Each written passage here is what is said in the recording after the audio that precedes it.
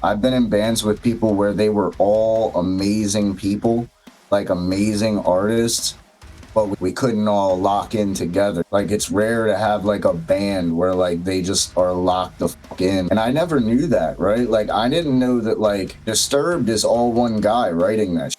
Korn is two people write that shit.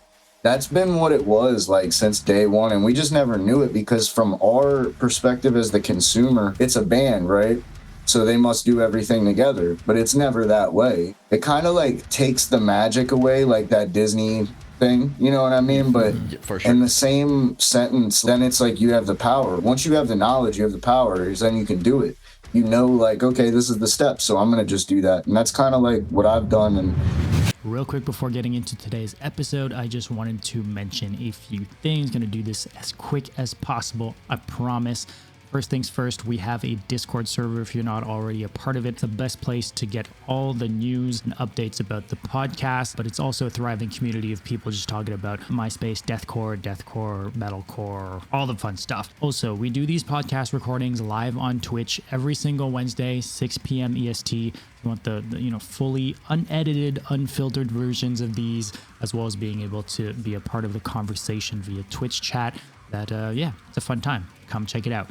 Last thing I want to plug, we recently launched a Patreon. We finally did it. People have been asking us for a way to support the podcast, and this is our way to do so. So if you want behind the scenes posts, if you want to be the first to know about upcoming guests and events, if you want early access to episodes, if you don't want platform ads or no YouTube ads, stuff like that, Patreon is the way to do so. We also have a supporter-only Discord chat, as well as these group calls that Yan and I do every second Friday. So any of that interests you, or if you simply just want to support the podcast, I'll be leaving a link to the Patreon in the description below, as well as the Discord and the Twitch. So enough yapping. Thank you so much, and enjoy this episode.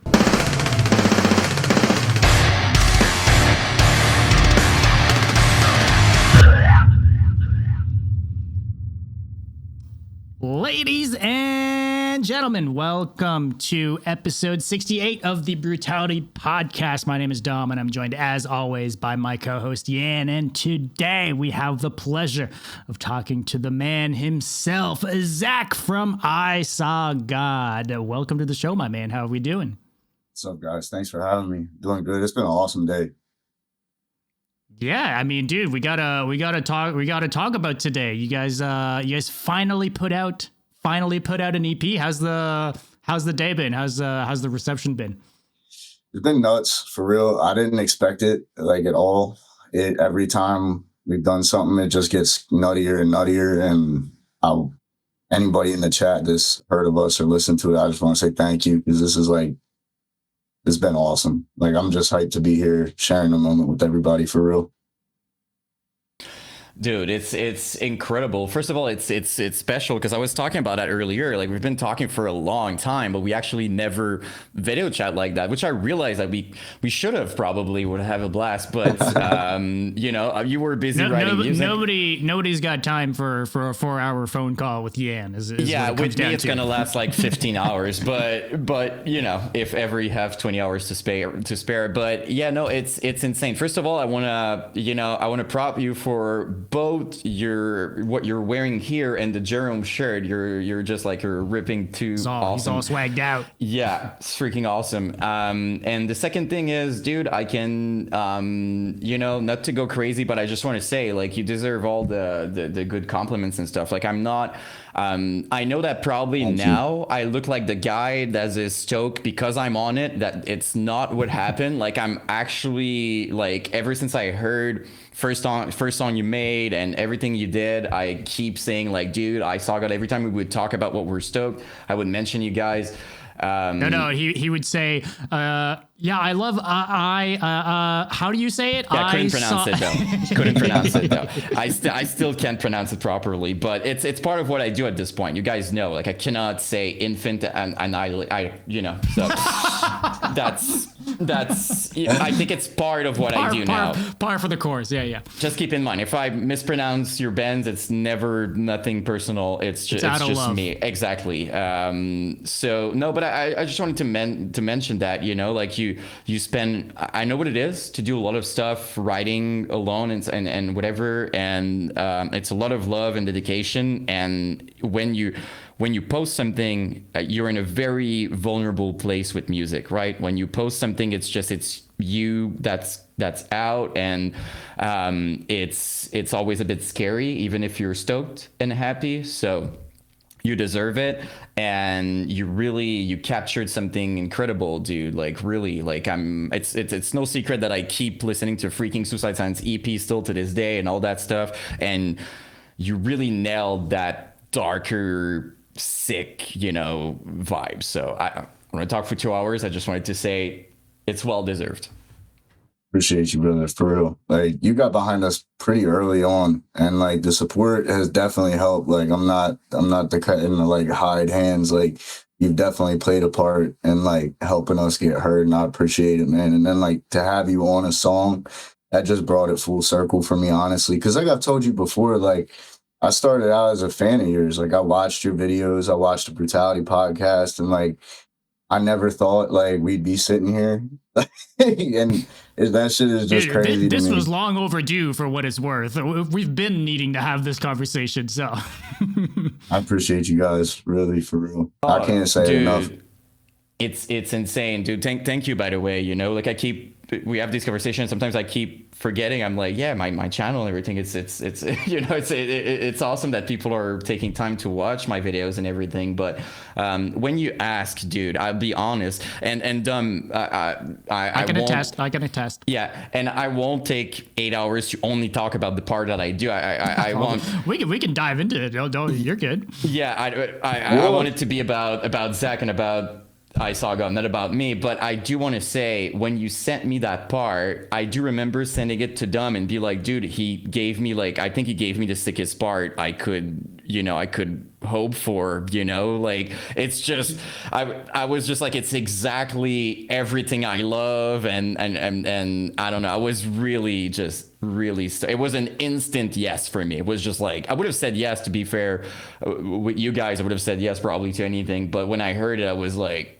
oh, I can do something cool with that, you know. So and I told you before, man, like that part with your style, it just married so well. And like that's something that I like to keep in mind, right? Like I hate and I don't like to say hate because it's a strong word, but I feel like it's like lazy almost when bands will just like get a vocalist and then just throw them on a random part of a song. I always feel like I want to kind of hear like that person's flavor. Like it's like they're bringing a vibe into it. So like when I wrote that part, like I did think of like you or like a Don Campman or somebody like that, but definitely like you, that's why I hit you up about it. I was like, dude, like you would sound sick on this shit.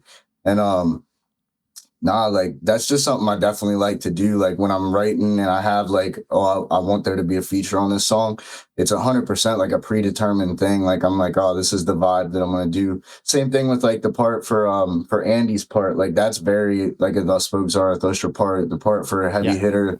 That's why Austin's part is the only part like that on the record, because it's like I wanted his flavor in there.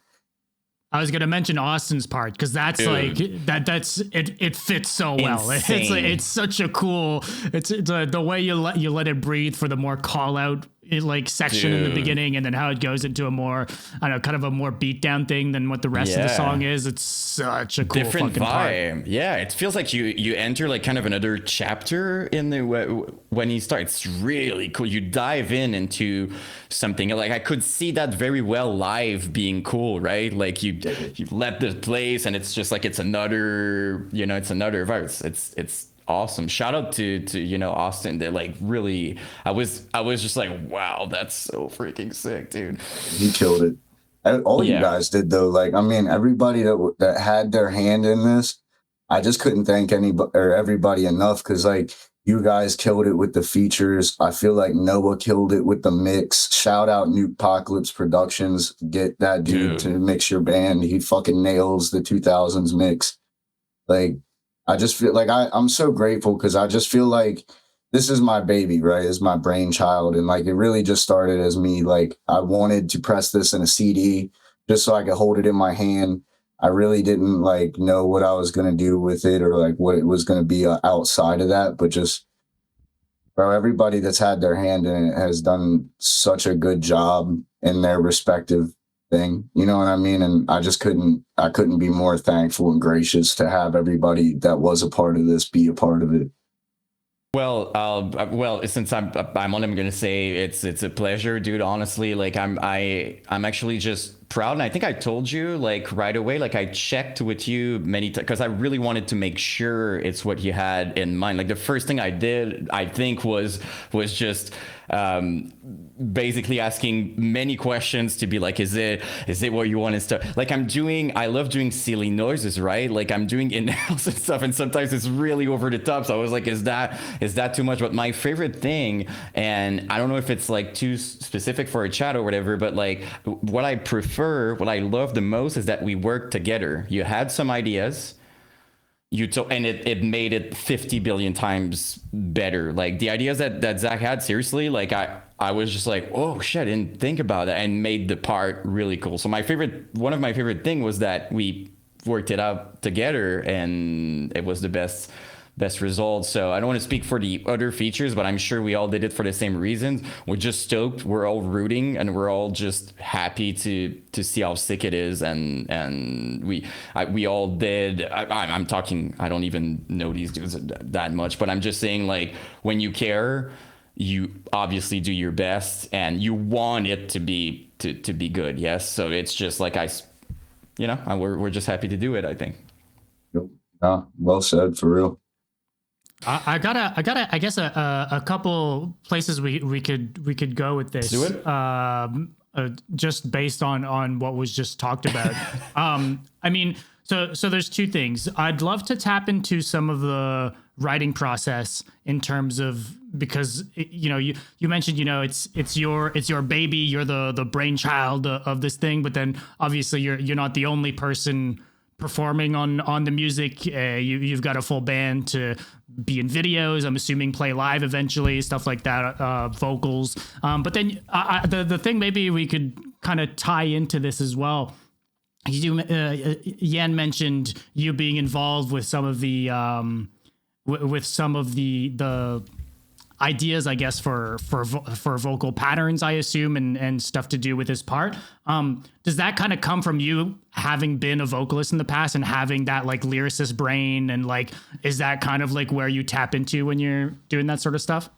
Absolutely. I was a vocalist before I picked up the guitar for a lot of years. That was like what I started as. I've really only been playing guitar in bands for like 2 years, like maybe on the outside of 2. But like before that, all I could play was like bum bum bum. You know what I mean? Like I couldn't play nothing with notes or anything like that. Like I could pick up a guitar and be like, done. That's it. Like, I'm sure I would like it, to be fair, but yeah, I get it. So I just, like you said, like I feel like a vocalist has a very unique job, right? Because like they have to sit in the pocket of a song, but they also, like, they should know, them and the drummer should probably know the song the best in my head. Like when I think about how music works, because those two guys got to know every little part. Guitars just got to know what the drums is doing. You know what I mean? Bass is the same way. So you're only listening for one thing. The vocals has to pull from everything and then make it concise and make it all fit together. You know what I mean? So I feel like a lot of what I learned about like structuring music did definitely come from that experience. And when I write, I'm definitely writing from the ground up. Like I can hear the drums, I can hear the guitar, I can hear the bass, I can hear maybe not what the words should be, but I'm catching a vibe, and I can hear in my head like how things would be laid down vocally, and like then I just do my best to get that out of my head and in the DAW. You know what I mean? Mm-hmm. Just like kind of like patterns, tones, maybe for vocals and stuff like that. Just like at least a general idea of what the full thing would sound like ultimately. Yep. And then like Brady, our vocalist, he definitely like put his own flavor in some spots. Like I gave him like the main direction, but then like I do enjoy working with him because he's very like he doesn't have the same influences as me. So like some of the things that he would think to do are different than what I would do. And I enjoy that. Like I'm not a person that's like, oh, that's not what I would do, so we can't do that. You know what I mean? If it sounds good, it sounds good. That's the rule. Like don't fuck with it if it ain't broke. You know what I mean? So I've really enjoyed that because like that dude was literally an answered prayer, bro. Like I want to say, dude, it was like over 50 people tried out for this band to be the vocalist. And like, I was like, nah, like nobody was it. You know what I mean? And it wasn't like, I'm not shitting on anybody. Yeah, I'm not shitting on them. I'm not shitting on them. They were all good vocalists. It just wasn't like, it wasn't what I was hearing in my head, you know what I mean? And since I didn't know what I was going to do with this, I didn't want to compromise on anything because it was like, in my head, I was like, I'm just writing this and I'm going to make it on a CD and it's just going to be a cool thing that I did for myself. You know what I mean? But then, I don't know, it slowly just like, it got more exciting and I was like, I don't know, let's see what happens. And then like, bro, it's just been crazy. Like Dude, I've he's never a been... beast. He's a freaking beast. I'm just gonna say it right away. Like his freaking high-pitched vocals reminds me of Mitch. Is the biggest compliment I can ever give anybody, basically, if you know me. And second of all, it actually kind of made me nervous. I was like, I'm featuring on something that he's that he's there. I was just like, dude, I need it needs to be pretty heavy. And I just want to add something like. It became rare to do like old school vocals in that way, like brutal lows with brutal highs that I really love. Nowadays, it's modern techniques, and not to shit on that, but it's just not what I'm looking for. So I really get it when you say like I know what I needed, because to be fair, modern deathcore vocals, I don't think it would fit with you guys. If I'm on it, it could, but I don't think it would be that result that you guys have now, and I really appreciate that. So shout out to Brady, really nailed it in a perfect way. Just wanted to add that. Absolutely, bro. I remember like I forget what it was, but it was a cover. I think it was a Suicide Silence song. And my boy sent it to me and he was like, nah, this guy gotta be your vocalist. And like I listened to it and I was like, what the fuck do you mean that's not the original? Like it literally sounded like Mitch. And I was like, nah. And it was funny because he's dubbing, he's lip syncing. The guy's a cheater. The guy's sending the original. Just get him in the studio, and he's like that cover of YOLO from back in the day. Yes.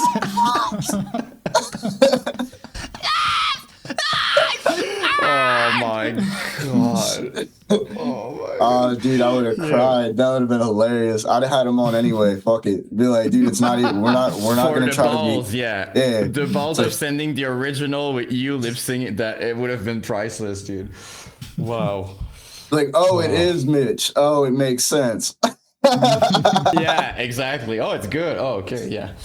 But no, So who's all in the band? Like I'm assuming the two of you kind of are core members in terms of what's on the recordings and stuff. Did anybody else record parts as well? Or it's just you and Brady? Nah, it's just me and Brady. As far as like recording, like I write everything like from like all the instruments and then like the lyrics and vocal cadences, and then me and Brady put our heads together and we figure out like what's the best thing for his range. I really don't got to do shit with him though. Like he'll be like, I don't know, bro. And I'm like, you're a fucking beast. Like, what do you mean you don't know? Like, this is sick as shit. You know what I mean? Like it's cool, bro. Like it makes me, I'm like, yo, I gotta write better shit. Cause like, I gotta like, it all gotta be on the same level. But nah, I'm so glad I found him. Cause it was like we were talking about, bro. It was like I just heard it in my head, and then when I heard him on the song, like, cause we did Gaza. Gaza's the second to last song that I wrote for the EP, but it was the one, it was like the easiest one. And at the time it was the only one that I had like vocals written for or lyrics written for. And so that's kind of what I was using as like the tryout song. Yeah. And when I heard his vocals, I was like, nah, it's a rap. I was like, he got the job. I was like, I don't give a fuck. It's that guy. I was like, I don't care if he doesn't want it. I'll kidnap him. That's the spirit. Where's he at, by the way? He's not local to you, right? Nah, he's in Wyoming, bro. Okay. Oh. So everything's been done online. Brady's in the chat, right? Wyoming. I know fucking our other guitarist kept saying Montana, so now I'm fucked up. And I know it's not Montana, but I'm like, but yeah, it's like so it's me and it's Brady, and we're the members that record. And then there's Tyler Ewan, Tyler Fisher, and then Clark Lyric.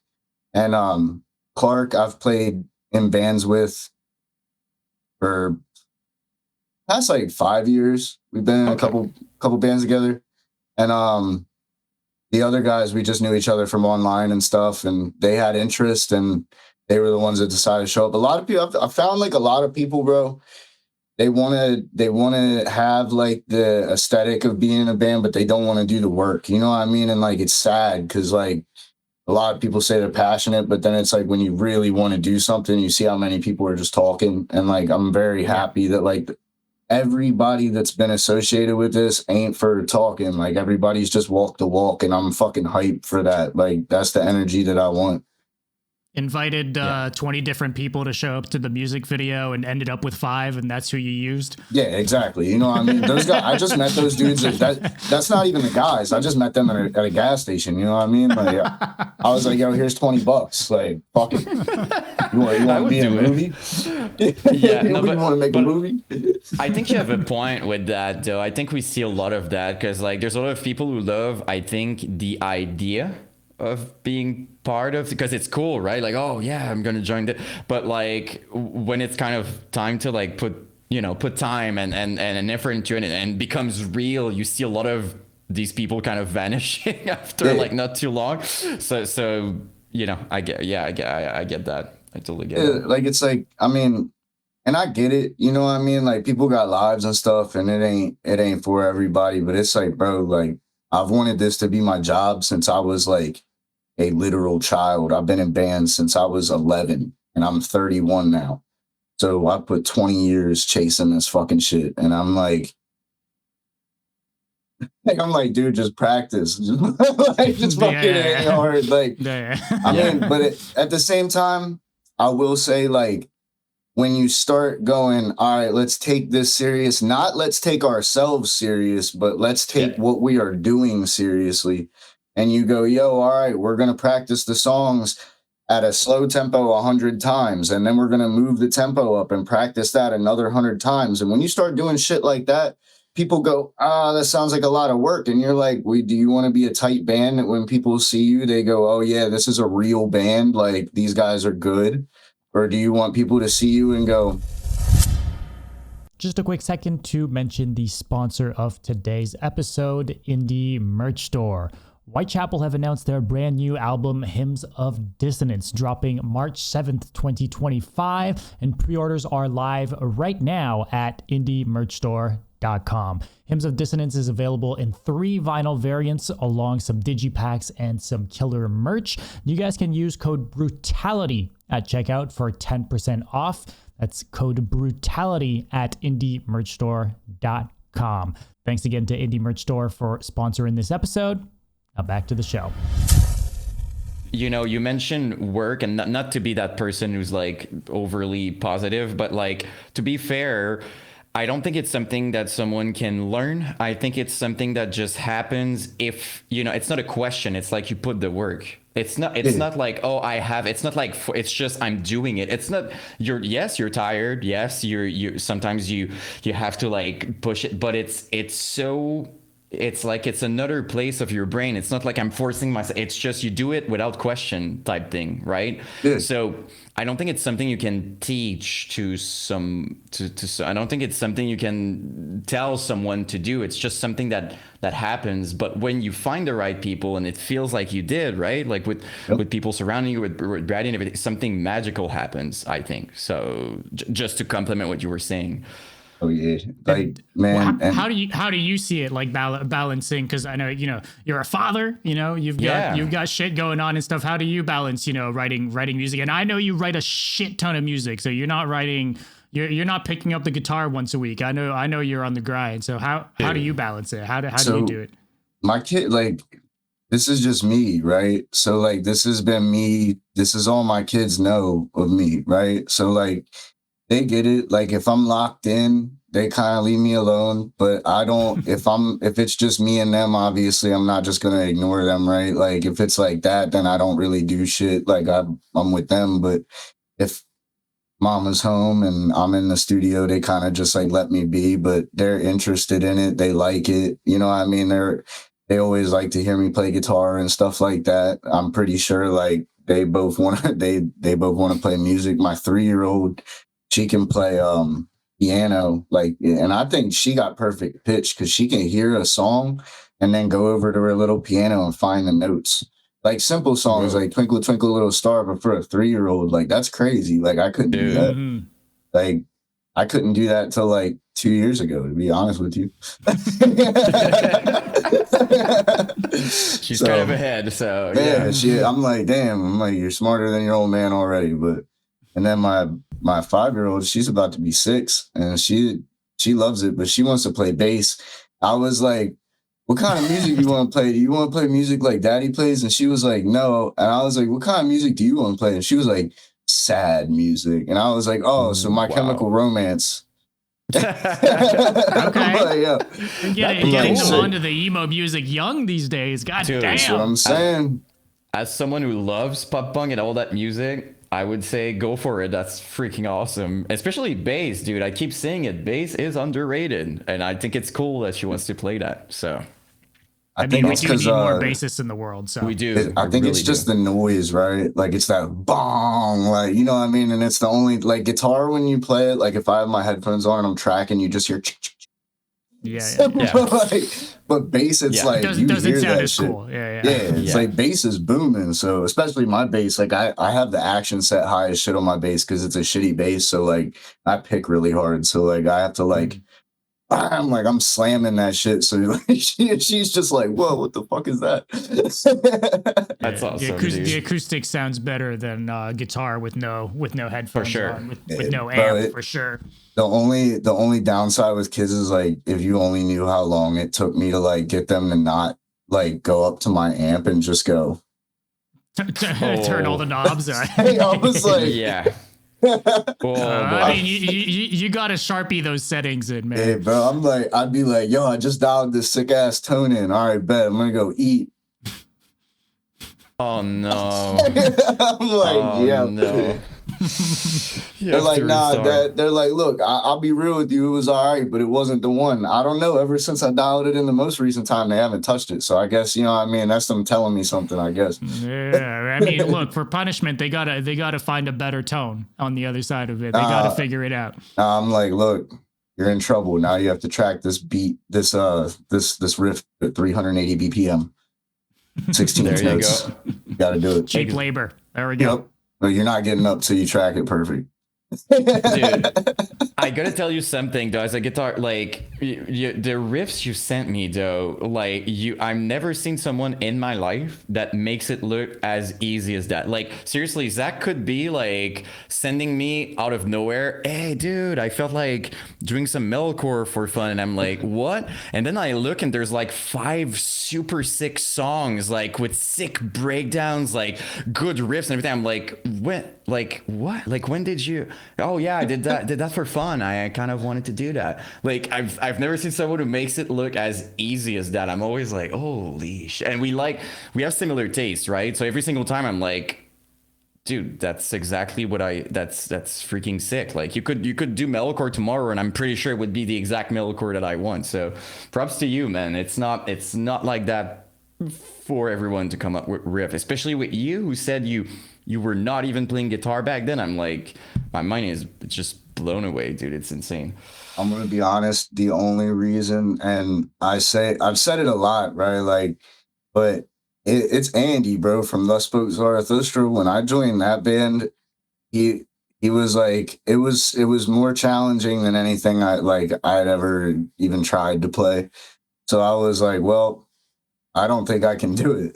He was like, I'm out. He was like, here's the thing, Chief. He was like, you're gonna do it because I know you can. He was like, I know you. All you gotta do is lock in. I didn't see it, right? Like, I'm a very big, like, you could say humble, but I feel like it's not really humble. I just have like low self-esteem. So I was like, nah, bro, I don't think I can do it. So at the time, like, I had just lost my job. I used to do like suicide cleanups and shit. And I had lost that job. And so like I was just playing guitar for literally like 10 hours a day, like in between jobs, and like just playing to a metronome. Like, bro, I would just sit there and like not even like playing riffs, just like playing like my picking hand to the metronome. Yeah. Like notes to the metronome, like, and just getting comfortable with the guitar and then like locking in. Like, bro, I remember some of the songs for Thus Spoke are in like 3/4 and 5/4, like some of the parts. And I was like, bro, this shit is off. This isn't right. Like, I don't know what it is. I was like, nah, bro. I was like, something's wrong with this. Doesn't work with this metronome I've got going on here. You guys messed up. Yeah, no, I was like, nah, something's wrong here. I was like, but then he like, I had like literally, so like within the last 2 years, I got like my crash course in like time signatures and music theory and all that shit. So I'm like, fuck, like give me like another 10 years, bro. I might do something. Well, I mean, is there something to writing a lot? Because I think like I think a lot of people that end up being really good songwriters, it's no like coincidence that they just write a lot of songs. Like, you know, like it seems to be like the thing that you do, as opposed to maybe just you could be jamming for 10 hours aimlessly, but you seem to be choosing to write a lot of music. Is that something that's been helping? Is that something that you're doing like purposefully? Like what's the deal with that? Yeah, so when I write, I'm always trying to, one, try new things, and two, try to like do things that I've done previously but better, right? So I'll try to like, if I do like a string skippy riff, I'll be like, all right, well, the next time I do a riff like that, I'm gonna skip more fucking strings. Yeah, for real, literally, like, and I'll just constantly like go like that, you know what I mean? And but I don't know, man. Like, I know like a lot of people struggle with like finding the inspiration, and I've never had that problem. Like, honestly, like, I have like too much fucking inspiration. Like, I can't get all the ideas out quick enough, and then they're just gone. You know what I mean? And it's like, then I have like 78 other ones just going around in my head. And I don't know, like some people's brains work with numbers, and I just always hear music. I've been like that since I was a little kid. Like, I just love music. And even like if it's outside of like what I write, like I'm always trying to do new stuff. Like sometimes I'll sit there and I'll hear like a R&B song, right?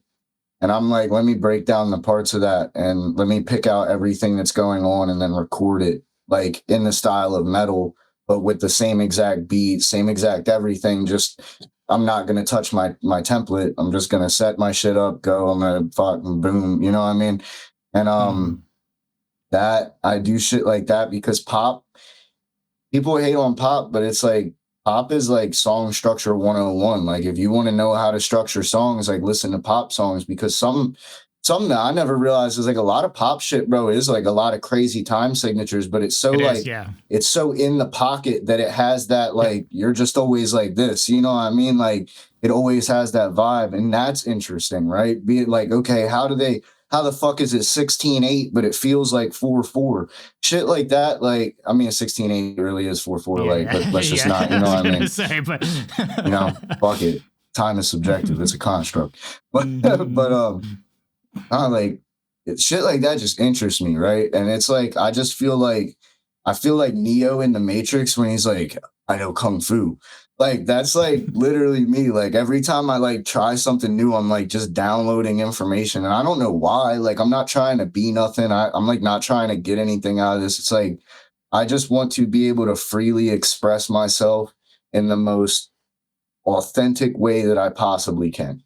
You know what I mean? Like, I want to just be able to go, I have this idea and pick my guitar up and just do it. You know what I mean? And that's really all I want. What was life 3 years ago and prior, before you were able to play guitar? What was that like? What was that outlet for you? Like, or was there one, you know? Because the way you kind of make it seem right now is like, you know, you're all kind of always thinking about like music and guitar, and you all like putting all this time into like figuring things out. But then what was life before the guitar, you know? So I'll be honest, like the guitar was really like the vessel that got me the ability to be able to express myself in that way. Because before that, just as a vocalist, I couldn't, right? It's like I need someone else to write the music for me. So I was like, and I don't want to say anything bad, but like I grew up in the street. So it's like dealing drugs, you know what I mean? Like you want to cut out the middleman and make the most money. So like, but in the music sense, it's like, I want to just be able to go, I don't need to rely on anyone. I want to just be able to express myself, and not anything against anyone or anything like that. But it's like, we all have our own flavor. Like what Jan was saying, you know what I mean? Like you have shit that you hear and you go, that's it for me. And it's hard to do that when you're writing with other people. Like there very much is a too many chefs in the kitchen type of thing. You know what I mean?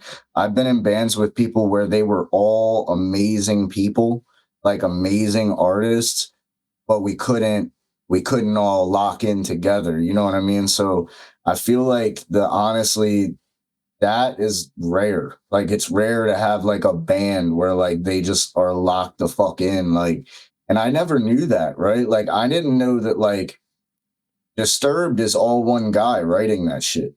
You know what I mean? Like, Korn is two people write that shit. Like, it's all the biggest bands that we grew up listening to. That's been what it was, like, since day one. And we just never knew it because from our perspective as the consumer, you get, like, a different angle, right? So it's, like, almost like it has the appearance like it's a band, right? So they must do everything together, but it's never that way. You know what I mean? So it's like, I find that very interesting as well, because it's like learning those things and then like seeing like behind the curtain in a way. It kind of like takes the magic away, like that Disney thing, you know what I mean? But for sure. and the same sentence, like, then it's like you have the power, right? Like once you have the knowledge, you have the power, then you can do it. You know, like, okay, this is the step, so I'm going to just do that. And that's kind of like what I've done. And when I want to be able to do something, fucking YouTube, dude, like it's 2025. Like there's a tutorial on literally everything. Like you want to make a dark guitar riff, go look up some fucking dark scales, like the Phrygian scale or the minor scale or something like that. You know what I mean? Make some Egyptian type shit. Like, there's so many different things that you can use and pull from, and that's what I love about this the most. You know what I mean? Like it's like the possibilities are fucking endless, and I'm just out trying to make this shit in my head come out. So I gotta go learn all the little tricks to do it. You know what I mean? But that's the journey I'm on now. But before that, man, I couldn't really do that. So I was doing other things. Like I did kickboxing for like 15 years. I was really big into that. And I loved that. I wanted to be a pro fighter. I fucked up my eye. I have a hole in my optical nerve. So like I'm going to go blind in this eye. If you see it, like just go that way. Like it's because the muscles are slowly weakening. Like I'm going to go blind in that eye. But it is what it is. You know what I mean? Fuck it, I got two of them. But pretty I badass God, yeah. if you ask me, though. But yeah, it's kind of a, you know what I mean? Like I see it as a, you know, some people have like a scar or something. Like you did, and it was a big part of your life. So to me, it's just like it's freaking badass. You know, like not that I wish that on anybody. I'm just saying it's still badass. So Yeah, I'll be honest with you. Like, I don't think that without that experience of kickboxing, I don't think that I would have like the discipline to do music seriously, because it was like I did music for a while. I got through the whole golden era and everything. I got up to like when everything like died out, you know what I mean? When it was like shows were like really shot and there just wasn't the mass interest there. Because it was like the phasing out of our generation. I feel like a lot of people like grew out of it, and there was like us diehards. But then like now the reason, literally these kids are like the whole reason this shit is back. You know what I mean? Because they're us when we were fucking little kids, and I don't want to say little because they're young adults, but they're children to me. Not like, all adults, a lot of non-adults, but yeah, we know what you mean. I don't. We're the oldest now. We're the the We're the elderly. old That we heads. can agree on. Yes. We're the old heads now, and it's definitely like it's surreal, man. Like when I was doing those tours with Dustpoke, it was pretty cool because it was like I saw that, right, and I didn't know that before. Like, you know what I mean? Like I wasn't really even going to shows for a while. Like I was just wrapped up in life. I had my first kid passed away, so I was like, I just went through it for a couple years until I had my second daughter, and then it was just figuring that out, you know what I mean, and how I was going to be her dad and get through what I was going through. But before that, like music was really big in my life, and when everything fell away, it made me sad, you know what I mean, because it was like that was my place. And I remember when the venue that I went to as a kid got shut down and everything, and then I wasn't able to go to shows every weekend and stuff. And so this whole shit really, bro, like this shit makes me so happy to see like this shit coming back, because it's like the most important era of my life with music. And not only did I get to experience it once, I get to experience it again. You know what I mean? And like that's the way that I look at it, because these fucking kids, like they're a wave of their own. You know what I mean? They're taking what our generation did and they're doing their own thing with it. And because of that, you see bands like All Shall Perish coming back. You see bands like Molotov Solution and the Crimson Armada coming back. And that's so fucking cool. Like without these kids and their interest, we would have literally watched what we love the most die. You know what I mean? Like 100%. Like, and now the interest is there. Like you're seeing the local shows being 400 kids again. I haven't seen that since 2008, 2009, 2010, like that era. You know what I mean? So it's like, that was the last time of that. And, man, and there's so many good bands. Like, I mean, you guys have heard a lot of them, but like, there's even bands where it's like people doing sounds that I haven't heard. Like there's a band coming out called God Glitch, bro. Their shit is fucking insane. It's like Norma Jean and the Chariot. But it's like on fucking steroids, bro. And like, I'm just so excited to be like experiencing all of this stuff again. It's like, you got Gorilla Glass. I look at them like the Chelsea Grin of today. You know what I mean? Thus Spoke is like Emir and his Blood Runs Black put together. You know what I mean? We're like the Suicide Silence of I would say fucking that, Maryland. You know what I mean? Like, which is funny because I feel like East Coast deathcore and West Coast deathcore is very different. But I love East Coast deathcore. Don't get me wrong. I grew up going to those shows, but I guess it's because of like the West Coast wasn't accessible to me. I just got really stuck on that sound, like Suicide Silence. So This Is Suffering, We Are the End. You know what I mean? Like, especially like shout out fucking We Are the End, bro. Like, I don't know how many times I've listened to Dear Diary and When Children Become Sidewalks and shit. Like, they're a big, like, let's be honest, they're a big part of the deathcore evolution and stuff like that. They might have been more in the underground realm, but I feel like they played a major part and they inspired tons of bands with their sound and everything they did. You know, they were ahead, I think, on what they did. I just wanted to say that. Their only crime is they didn't write enough music. Yes. The only thing. Well, that's true. Bro, it's short-lived. The amount of like careers that band started is insane. Like I never knew that they're like the reason that like Lucas Mann is known. He was going to join that band, and then like he went and made Rings of Saturn, you know what I mean, or joined Ring. I don't know if he made it or joined it, but like it's just crazy like to see like that be like that band was like the first foothold for like so many people, were like them putting people on, and like they're real OGs. Suicide Silence is the same way. Like they did that shit for my friends Nine Dead. You know what I mean? Like that, and it's just so fucking cool to see. Like, yeah, shout out Nine Dead, fucking They're ridiculous. So awesome. You They're know, so nice too, bro. You know, the best thing I ever saw. Have you seen their guitarist custom package strings? Yeah, I don't think I did. The 4 strings. 4 strings on a 7 string. I was like, yeah. I was like, that's all you fucking need, G. I was like, fuck it, and bro. Like that, but I love that because shit like that is like, it's fresh, right? It's interesting. Like it gives it personality, and I like that. You know what I mean? I like. Yeah. I don't know. That's what we had back then too. That's a lot of stuff like that. Experimental, funny stuff, goofy stuff, you know, people, as you said earlier, like I think the secret is taking your art seriously, but not taking yourself seriously, I think is the best thing, or too seriously is the best thing you can do. And to your point, I just wanted to add, I think you made a lot of amazing points, by the way, but what a scene needs is always like a rock star or an image. And back then we had Mitch, right? Like I cannot shut up about Mitch. I keep mentioning Mitch every second that I can, but it's true. He was the face of deathcore, and we lost our icon. So it went to shit right afterwards. But then you look at today, I'm not making any comparison. I'm just saying kids now, they have people like Will, or, you know, like they have people to look up. And I feel like it helps a lot. We do need these people kind of, I don't know, like these cool people to inspire, with a strong personality to inspire like generations and stuff. And I feel like younger people might find, and I know it's different maybe for the revival scene and whatever. I feel like these kids are looking at the same people we used to look at, which is awesome.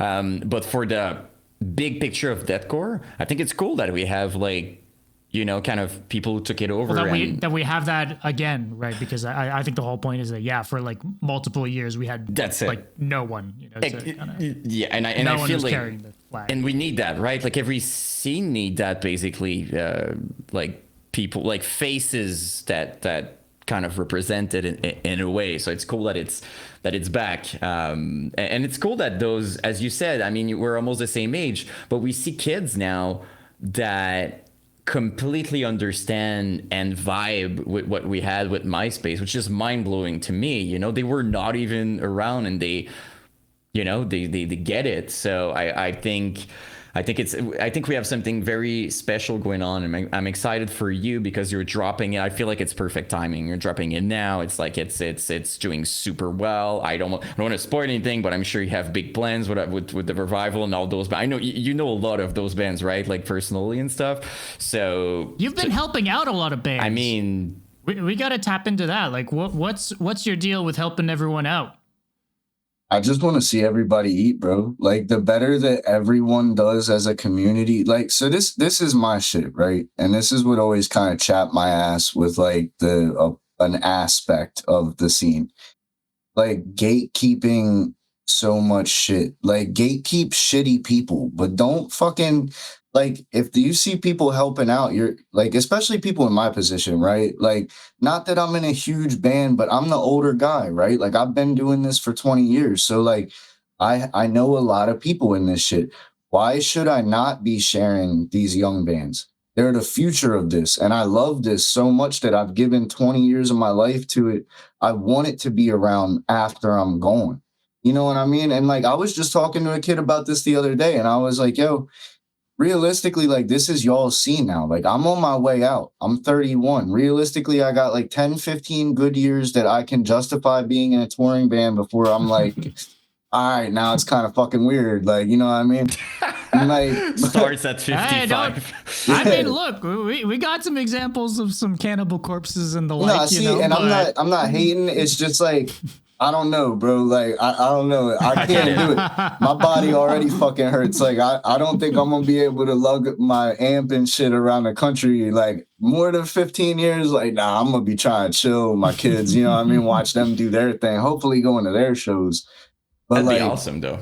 Yeah, bro. And that's the thing. Like, I want all of us to do good so that we can continue to have these moments together. and we can all grow together and we can rebuild this shit together. And that's what that's what it was missing for so long, right? The cool guy shit got so big, like bands not talking to their fans, or like bands not sharing other bands shit.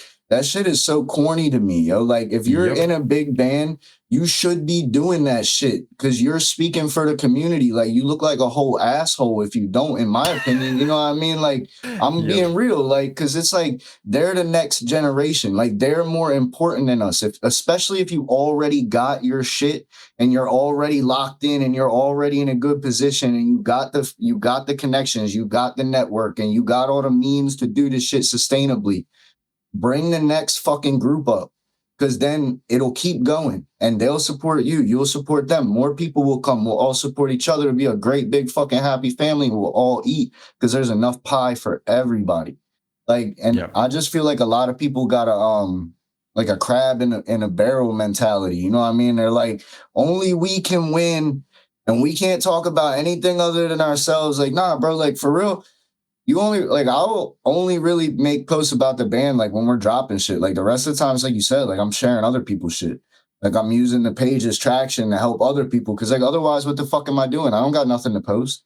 You know what I'm saying? I can relate to that. That's kind of what we were talking about it earlier, and I was telling Dom, like, sometimes I should maybe talk about my stuff a little more, because like I'm only talking about other stuff. But I feel like, you know what, from my perspective, Zach, the way you're, and I know it's 100% authentic because I know you now, right? Like, I know you're doing it for all the right reasons, but what happened with that is, you know, in a natural way, people are rooting for you then. Like, it's like you want to support people like that. That's what's happening. Like, a lot of people, when you love an artist, it's the coolest thing when you share similar values, when you see, oh, he's actually, or she or he, like, actually cool or nice with other people. Like, you want to support even more. You're like, I'm gonna, at least that's the way I am. I'm like, I want to do everything I can for these people. So like, what happened was just like, when I talked to you and I saw your mindset and who you were, and even like as a dad and everything you do, I was just like,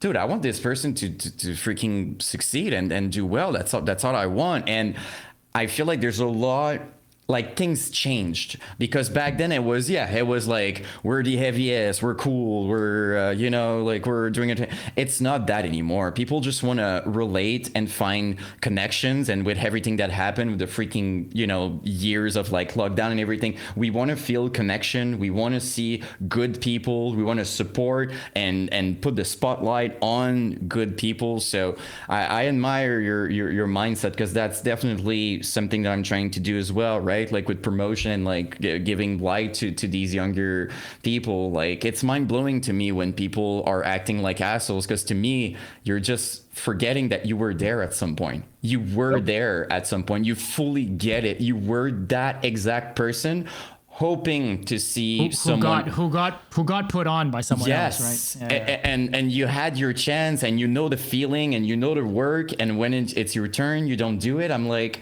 come on. I mean, we have amazing example in our scenes, and I just want to make like a quick shout out to, like, for Scott, I think from Carnifex is a good example of supporting and doing shout out and being there and stuff like that. You know, Chris Garza showing love, going on. He went on our podcast, dude. We were freaking starting. Like, to be fair, we barely knew, like, we were getting started, and he came in. So like, That's beast. Yeah, it's really, I feel like nowadays it's really healthy. Shout out my dad, Chris Garza. Yeah, there it is. Shout out, dude. For real. So I just wanted to say that. Like, I think it's cool to see. To everyone's point here, though, I think the revival scene in general is pretty much on that same wavelength. And I think that's been a really cool thing to see. Because again, to kind of go back to, I mean, it's been a while since I've been a part of a scene that's so welcoming with everyone else, like, and like sharing each other's music and hyping other bands up. They don't have music out, but they're hyping each other up already. Like, this fucking split thing that's being promoted right now, this 100 band 50v50 split, like, everyone's fucking like hyping each other up and sharing each other's posts and stuff. Like, dude, it's been so long since we've had something like that, and it's, to me, just the coolest thing. Like, I don't know. I think it's a major part of what's making the current, like you're talking about 400 kids on a Tuesday night coming out to local shows nowadays. That's the whole reason. Like 1,000%. It's because everyone's supporting each other. It's because everyone's going out for each other's bands. It's because people are, you know, for a while, you know, I guess a lot of us, you know, you said it yourself, like you hadn't been to a show in a while. And it's the same thing with us, right? Like we kind of dropped out from going to shows as often. And like, I think there's like, now there's just people. Now there's people to just go to whatever show is happening, regardless of the band. You know, there's the new, because it's not going to be us that are going to be doing that. I'm not showing up necessarily on a Tuesday night if I've got something in the next morning, right? I'm not much. But the kids are there, so it's cool. It's cool. It's awesome. We haven't had that in a while, so. Yeah, no, I think you have a very good point. Like I'm doing a post, for example, and I think you guys know how much I love plugging all the revival bands in my video. Like I'm always like, oh, here's the best deathcore bands, and I get a lot of heat for that. They're like, did you hear this band? And I'm like, yeah, I love old school deathcore. But every time I do that, even if they're not in the video at all, they're all kind of like, oh, the homies shout out. Like it's always like all the first comments, it's usually the bands that are not in the videos just being like, oh my god, so it's the best thing, dude. You need that, it makes it 50 times bigger. So I think, Dom, you have a very good point, because that's definitely contributing to the light. Everybody wins, basically. There's no reason not to do that. Is 100%, because like, I mean, this is the thing, right? Like when I was like, oh, like I could make this like an actual band and we could pursue this, the very first thought I had, like, because I'll be real with you, like when I listen to all these other bands, I don't feel like my shit holds up. Like I feel like there's so many other good bands, and it's like I just want to play with them, bro. Like I want them to get big enough so that they can either come here or we could do tours together or what have you, because like I just want to be able to experience all that live, just so I can get that nostalgia, you know what I mean, and like re-ride this wave.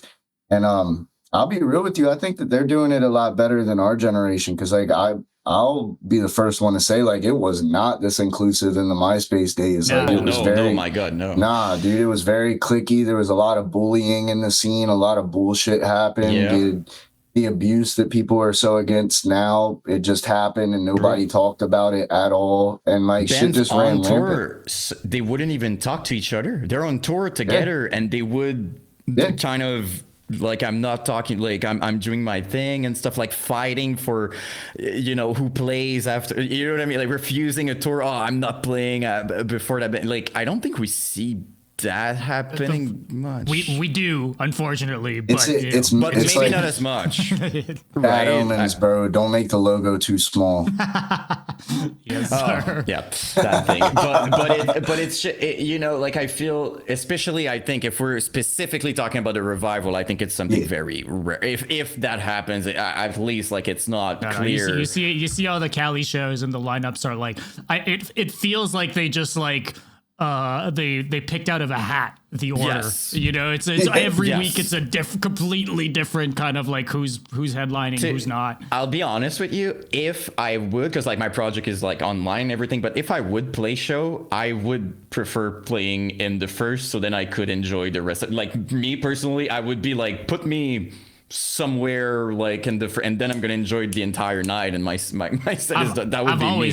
I've always hated headlining. Headlining's the fucking worst. You're playing longer, you're set, you gotta tough it out. Like I much rather bang out a 20-minute set, go all out, and then be able to have a beer afterwards. That's and fucking perfect. Chill out. You hang out, right? You can appreciate the rest of the night. You finish early. I sound super old right now, but it's still it's still how I see it. You're not out of the venue any earlier yet, but I get what you're saying. Yeah, still, you're chilling, I guess, maybe instead of finishing the show. But my favorite is playing dead center, like dead center, like right before the tour package. That's like my favorite spot, because it's like the energy's already there. Like people are Yep. already woke up. Like I'm at a Yep. show. I feel like being the first band sucks just as bad as being the last band. Like Yeah. people aren't into it yet. Like you got to get them going. Usually they're rough Yeah. about that. You know what I mean? So like Doors open the second you started your set, Yeah. that sort of thing. A lot of Yep. people are not there also because they know and they're kind of arriving later. So it's they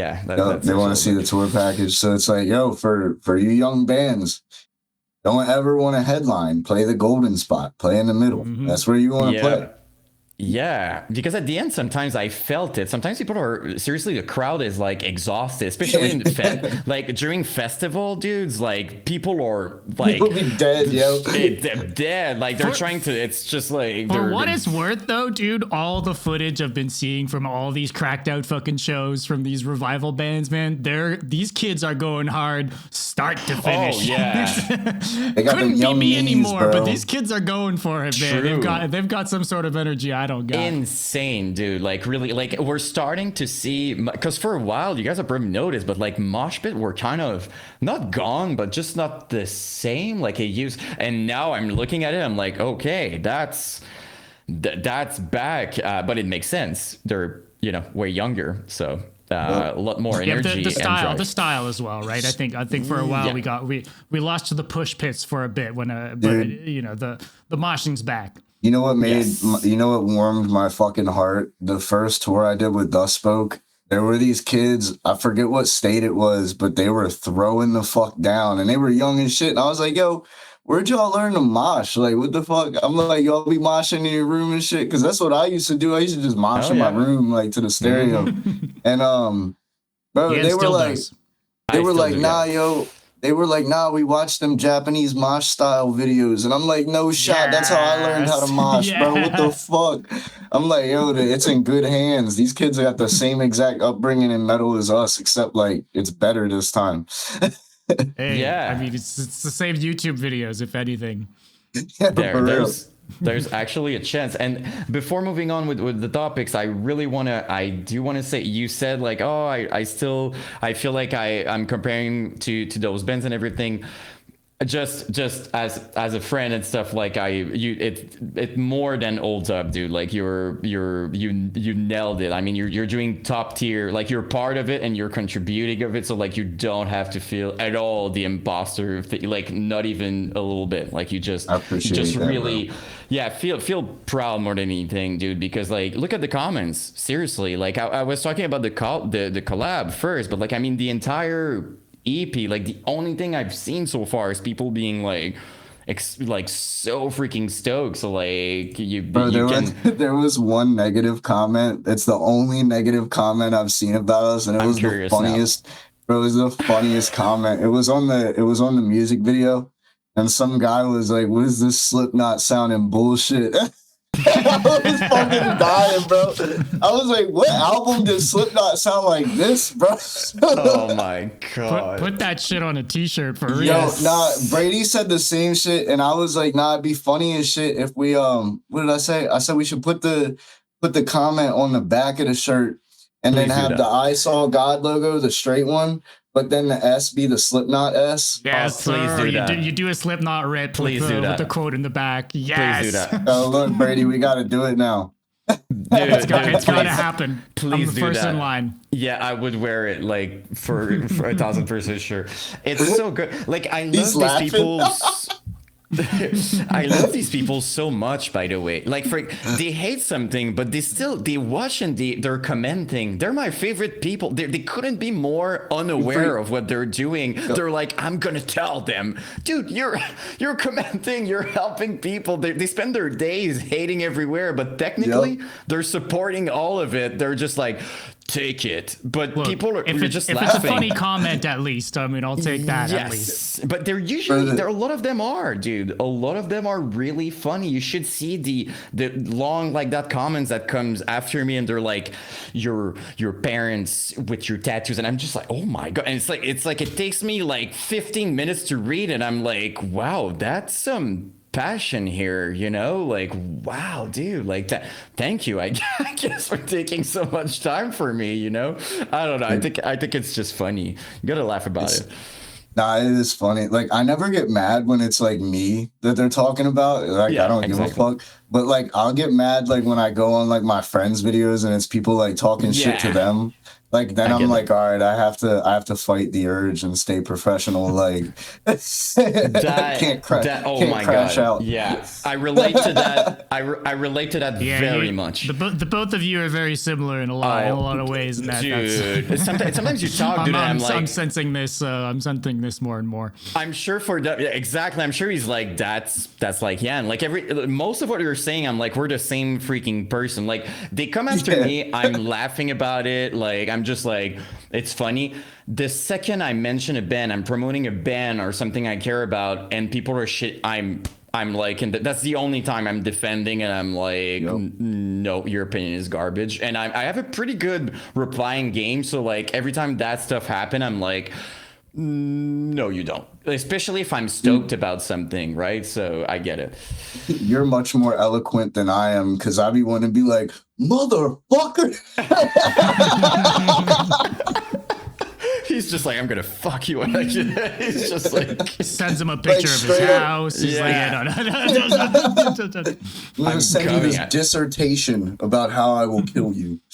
yeah, but at least for me, it's so easy because let's be real for a second. Every single time these people, I know for a fact they didn't do shit in music. I know it. Like if you bash someone else's music, anybody on the planet right now that really has passion for music, took time to write and know what it is never gonna go and insult somebody else's art like that for no reason like that. They respect other artists in general. So I know for a fact if you write shit like that, you don't know what you're talking about, you're jealous, and you wish you would do something like that, and you don't. So in a certain way, not to get too real, but to me, the way I see it, seriously, I have compassion in a way. I'm just like, that's really sad. So the way I go at it, if I'm too emotional and defensive, is I'm just gonna basically go with that. I'm gonna be like, let's hear what you've done. I'm really curious now to see how amazing what you're doing, what you're doing is, since you're bashing these guys and you don't know them. And then they're kind of stumbling. They're like, well, and they're talking about other kinds of metal. So it's like by commenting something like that, you're losing to me already. Just with that, you're already losing. You're telling the entire world, I'm unhappy and I want to make that very clear, is what I'm reading. So you're losing already. They're easy to defeat. So if they come after me, I have compassion. I'm trying to be nice. And for what it's worth, sometimes it ends up being a cool conversation, weirdly. Like I'm being too nice, they feel bad. And they're just like, they're like, oh, sorry, I guess. So that's cool. But if they go after a bit, I don't know, someone I love or whatever, like I get that. I have to, I have to answer. I have to defend people. So I get that very much, very much. Okay. Let's switch gears a little bit because we alluded to the golden era a lot, but but we haven't fully actually got into it. I'd like to kind of nerd out with you on maybe some of the earlier deathcore you got into, or maybe music in general, like metal in general, like how you got into metal and then deathcore specifically, MySpace, all that stuff. What's the origin story?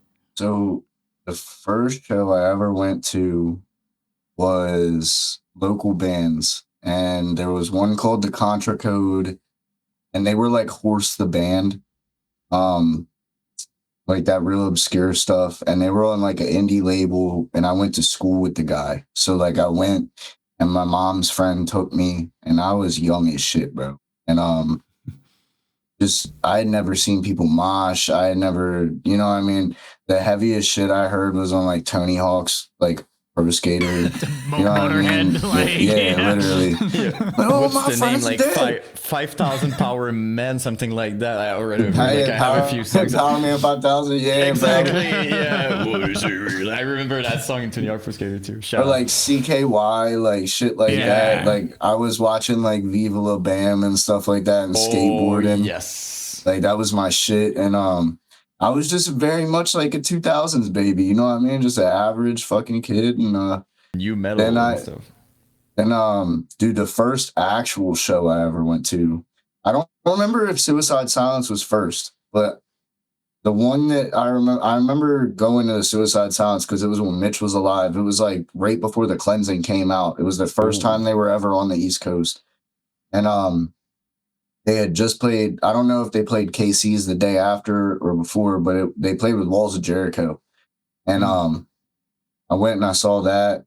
But I don't know if the Whitechapel show was before that, but I went and saw the one that like really did it for me. Like Suicide Silence was crazy. I'll never forget seeing them because that was like, they were one of the, like, they just seemed like a big band. Like they just had that aura and like they were so nice, but it was like as soon as they got on stage, it was like the whole room changed, bro. It's like you felt it, like the air felt thick, like you knew something was going to happen. Like it was just the room was charged.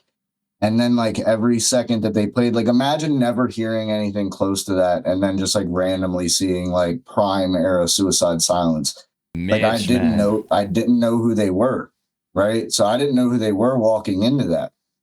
I saw them and I was like, damn, I remember talking to Mitch and being like, this is the tallest fucking dude I've ever met in my life. Because like I'm like 5'8", 5'9", and that dude was tall as shit. And nobody I knew was like that tall. So I was just like, fuck, bro, you're a giant. And he was just so nice, bro. And I don't know, it's just like that will always stick with me because of how fierce he was on stage, but then how personable and accessible he was in person.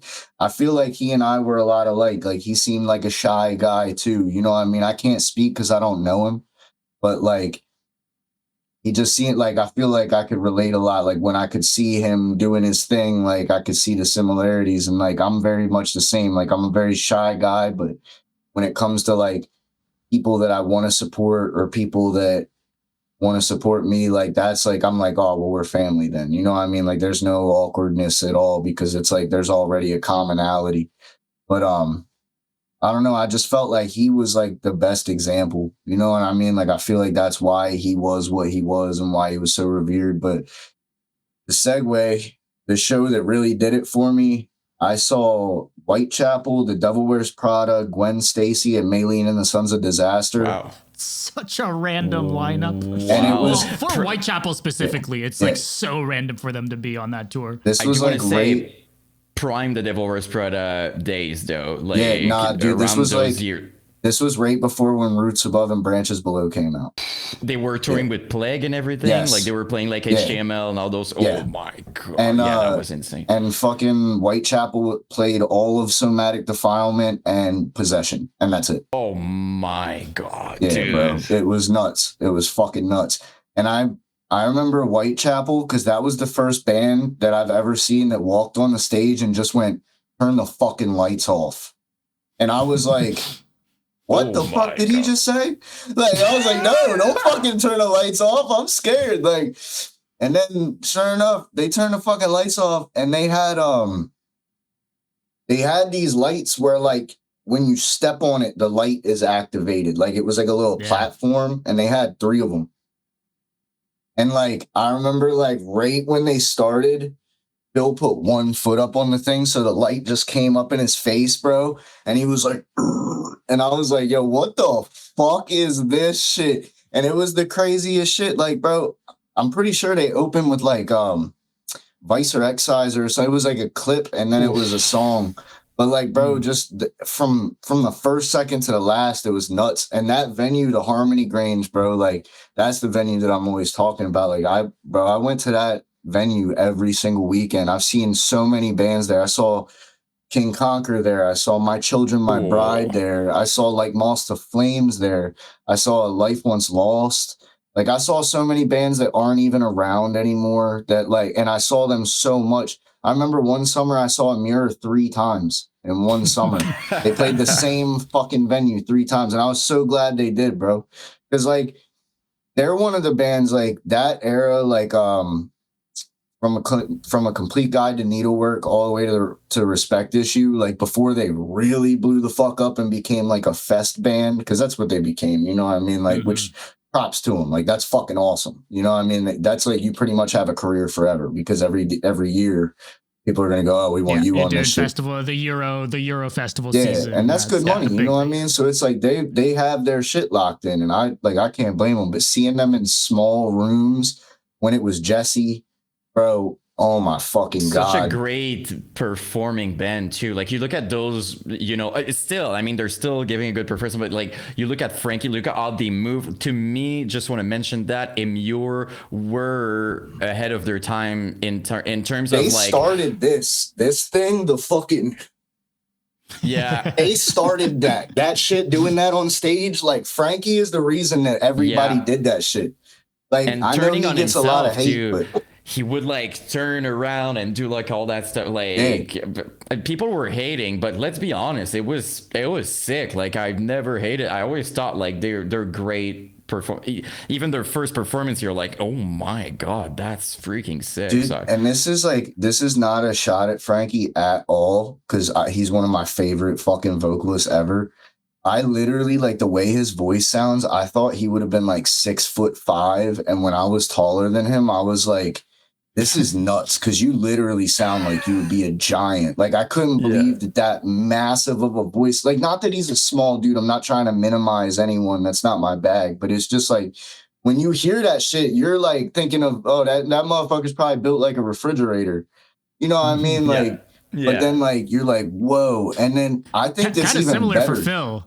Yeah, dude, Phil's the same way, bro. Like, you see him and you would never fucking think that big ass voice is in that little dude. Like, and again, like, not saying little in a derogatory way, especially with them motherfuckers, because that's unk for me. You know what I mean? So, like, no, I get it. Phil, especially, I think it's cool to see people, like we were talking earlier, like, you know, I think it was interesting how you talked about Mitch also, like that, how he was on stage and stuff. But I think it's kind of the same thing with Phil, if we're being honest, you know, like he's a good, more reserved, good person. Like he's not like, he's a front man, but he doesn't want the light to be that much on him, except if he's on stage, something's happening. Like he takes control and the crowd, and very early on too. Like I remember talking with Zach from Elysia. Still don't know if it's Elysia or Elysia, but I'm saying Elysia anyway. I mispronounce everything. But he was telling me that he saw, because Elysia was like super early, right? It was like 2005, 6 or something. And Whitechapel was playing. They were doing their sound check, and it was so gnarly that people were moshing, and he had to say like, "Dude, it's not started. We're just checking our sound," because people, when they would stop, they would be like, "What? We didn't start, dude. It's our freaking sound check." So Whitechapel, Phil, I feel like is another band that really from the start just got it and had their own thing, you know. So that's, I'll be real. The big ones inspired me, but I'll be honest, like there was like a lot of like In Dying Arms is a local band where I'm from. Like they're from Baltimore, and that's like an hour from me. You know what I mean? So like they were like a local band in my area starting out. Like we had from PA and shit, there were bands like Myself, My Enemy. I don't know if you guys have ever heard of that band. I don't think I know them. Dude, they were fucking awesome. There was another band called Your Nightmare Awaits. Their guitarist Mark ended up being in Dying Arms for what's the record? Well, I think it's the blue and black one. That's what I'm seeing in my head. I forget what it's called, but my boy was on that record, and then he made a band called Legions, and like he was a very big like, because that was like the first dude that was like touring and shit that really like gave me the time of day and like kind of took me under his wing and shit. Like he taught me a lot about music in a time where like that wasn't the norm. Like, you know what I mean? He's probably him and is Mark Campbell. I'm going to give him a shout out real quick. My boy Mark Campbell, he's a fucking OG in this shit. And my boy Jesse Palmer, bro. Those are like my OGs. Like they're the ones that showed me Suicide Silence, showed me Parkway Drive, drove to my house to take me to shows when my mom couldn't, paid for me to get in because I didn't have a job. Like these guys enabled my obsession so much, you know what I mean? And like taught me a lot too, like not only about guitar, but just about music and like about how to like conduct yourself in this space and everything. And like I find myself doing shit that they did back then, and it's just such a full circle moment, you know what I mean? And like, but it wouldn't have been without those guys, like especially like the bands that I mentioned, like Legions, Your Nightmare Awaits, Myself, My Enemy. Those guys, like it, the local scene where I'm from used to be so stacked that it was just like you felt like pressure. Like if you were gonna make a band, you were like, oh fuck, like it has to be good. Because like, bro, at that time, Motionless in White was a local band in PA. Like they weren't big yet. That's insane. You know what I mean? So they were playing their demo before Creatures and shit. They were playing that shit. Texas in July was another band I watched come up as a local band. You know what I mean? Like, so it's just like even A Graceful. I remember, like, do you guys know about that band? Yeah, bro. Like I watched them. Like I got to see Sea of Treachery in the OG days. I got to see fucking Sky Eats Airplane was crazy. They fucking they blew the venue sound literally like 3 seconds. They opened up with what's the song, and it's like womp womp womp. I never remember the fucking. Fuck, I'm the worst with remembering names. That's so far in my brain, bro, man. It was so funny because it did that, and then it was like the little swell into it, and then all the power in the venue just got fucked.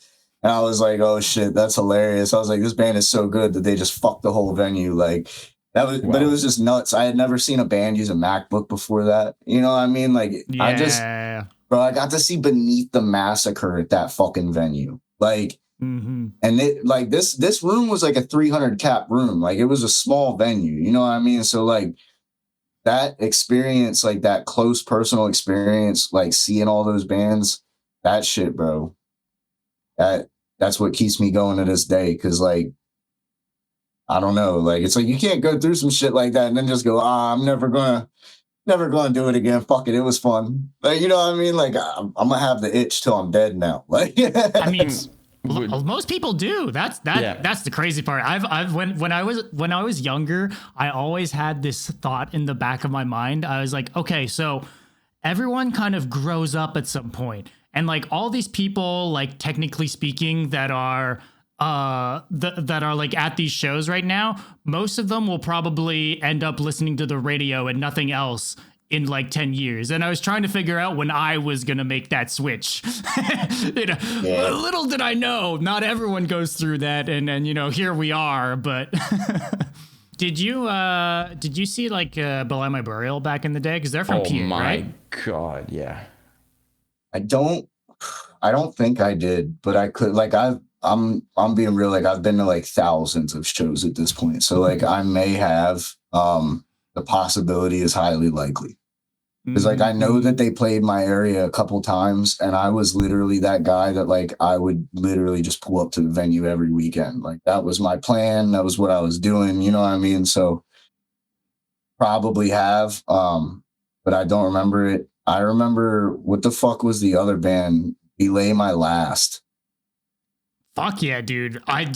That's no one knows about those guys. Yeah, I know because of him. Can't shut up about those guys. They were so good, dude. Those So were like one of the good. first kind of deathcore bands that I got into for whatever reason. Maybe it's because it was B and whatever alphabetical order shit I was looking at. They were at the top of the list. But I've always had a soft spot for, the one fucking album they did.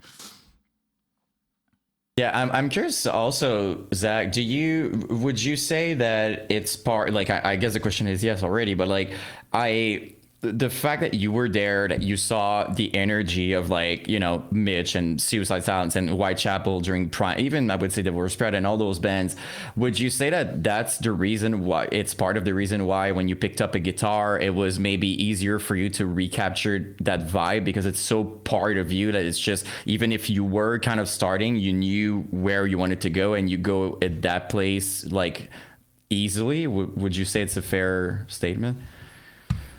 Yeah, I definitely think that I've listened to those, and like, I mean, it's definitely different, like experiencing it at the age that I experienced it too. Like, that's when you're starting to really like come into your own and really like figure out who you're going to be, what you like, who you are as a person. So like that era is very, very important to me because like, not only was the music amazing and it impacted me like in the obvious way, but I didn't know that that was like something that you could do.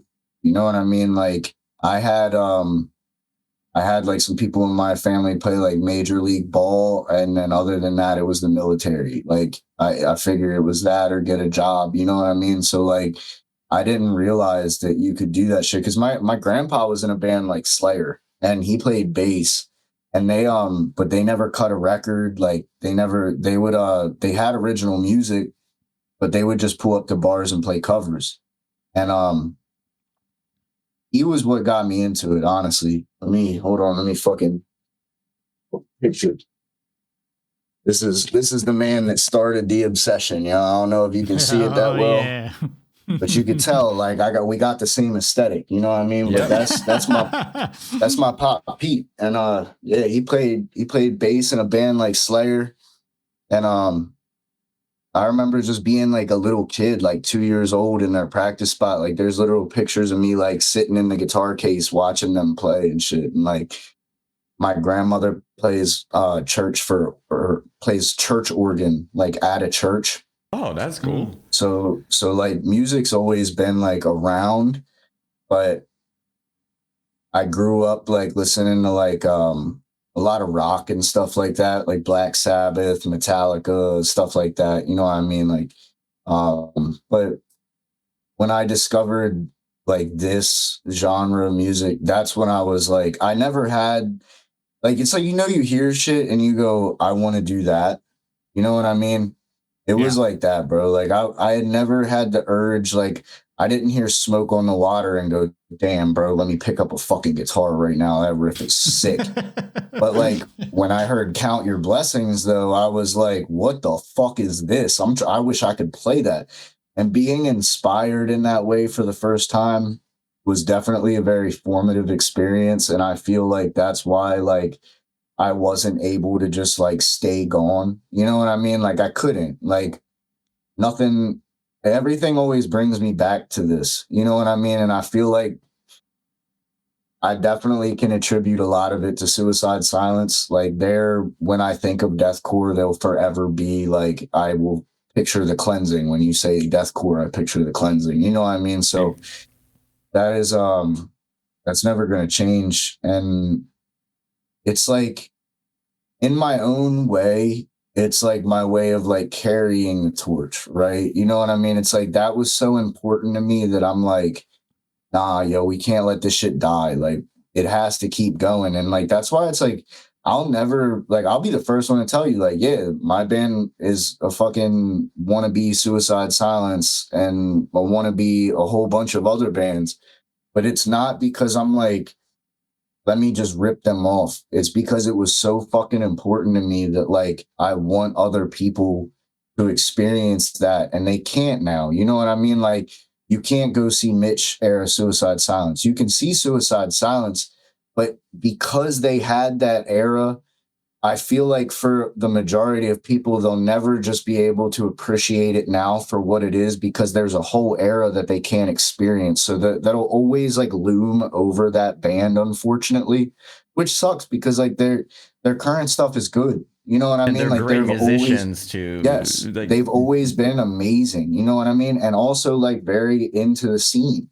So like, I don't know, man. Like it's just one of them things where it's like, this is my way of like tipping my hat to like, I don't want to say my idols because I don't have like idols. I'm not that kind of guy, but like the shit that they did was so important to me that like I don't want to see it die. Like Float Face Down, you know what I mean? You'll never see that band again. But it's like I want to be able to like I want to get as close as possible to where like kids can go, this might have been what that felt like. You know what I mean? And if I can do that, then I can be happy because it's like that's what I'm trying to give to these kids. Like, I'm not trying to get anything out of this. I'm trying to provide an experience to them that was important and formative to me. And I want to provide that experience and bottle it and give that to them because like, go ahead. No, sorry, go ahead. Sorry. No, I was just going to say because it was so important to me. That was, just had to breathe. Okay. cut you off right before you finish. I went in. No, because it's important to me to mention that I feel like it's the first thing I told you and I told Dom is first thing that I hear that recaptured your original Swarm Suicide Silence. We're talking like EP Suicide Silence kind of vibe. And bubble stop type shit. I think I told you, but like first thing I said is first time I kind of heard it. We had this discussion because like what I do personally with my music would be like kind of a weird mix of early Chelsea and Waking. But like when I heard what you I was like, they're capturing the darkness and everything I love about like the EP with like Swarm, about a plane crash and all those like amazing songs. So it's not really I wouldn't call it a ripoff because I hear other like sick influences through it and you really did your own. It's pretty clear that you were there and you heard many of those bands. I even hear sometimes like hints of heavy metalcore through it, right? Like in certain parts, which is sick, So it's not. I wouldn't see it as a ripoff. I would see it as honoring what they did in that prime era, and now it's so sick because you're offering that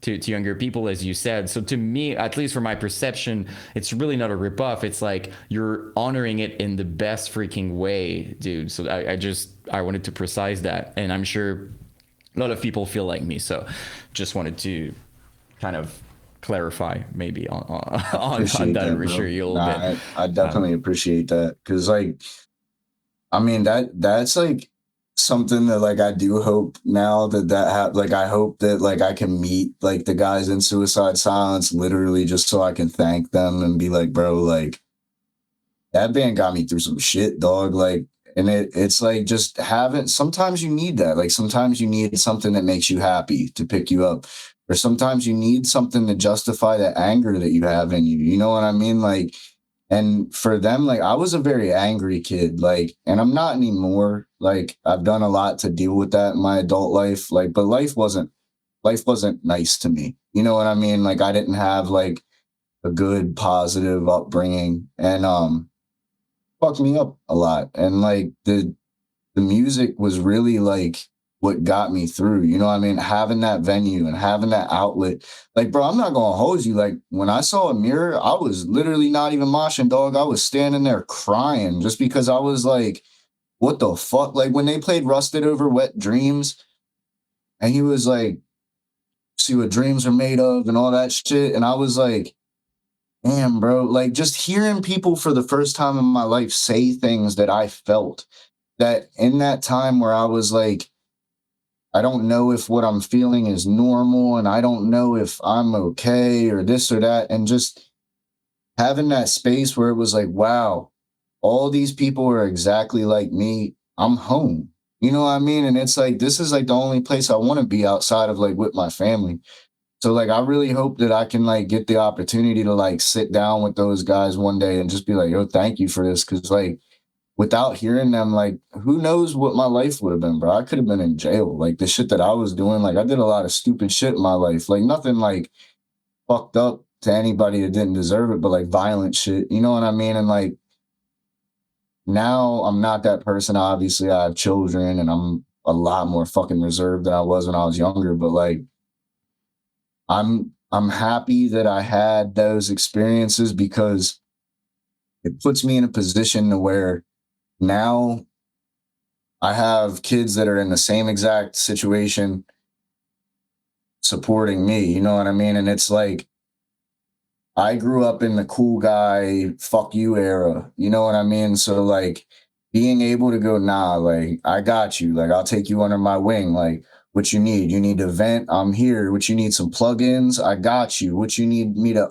help you understand how to do this in the DAW, video call me, I got you. Like I'm trying to do that shit because it's like, that's what makes the world a better place. That's what these bands did for us ultimately. You know what I mean? They made the world seem a little bit fucking better, even though like ultimately the music is like negative and dark.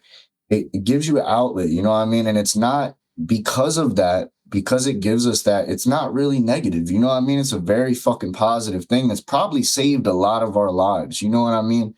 So like I know it saved mine. So like I would just love the opportunity to sit there with Chris Garza, just fucking like go over riffs or something and just be like, bro, like I appreciate you on a level that I could never express with words without sounding like an absolute psychopath. You know what I'm saying? Like, wow. And it's definitely I fucking possible. love you, Chris. Yeah, just trying so hard to not Chris. come up at to just be cool. You're just like, you don't want to like scream I love you, but no, he's and first of all, it's definitely doable. It's not like an impossible thing. It's really possible. And second of all, he's a super real dude. You know, when he came on the podcast, I don't know if you watched that one specifically, but we were both shocked on the level of realness that he gave us, and basically like you just did. It was just like to hear him being so real and kind and everything. I've never heard in my entire life anything bad about like Chris or Mitch or like it's just super wholesome to hear that. But does it feel sometimes surreal to you? I'm trying to use a new word. To be in that position. Yeah, I failed the experiment. To be in a position now that you're that for some, like you're in that position now for some people. I know you just released your stuff and everything, but I see it already. A lot of people are like looking at you guys and just like, wow, dude. So does it feel weird to you now to start to be in a position like that?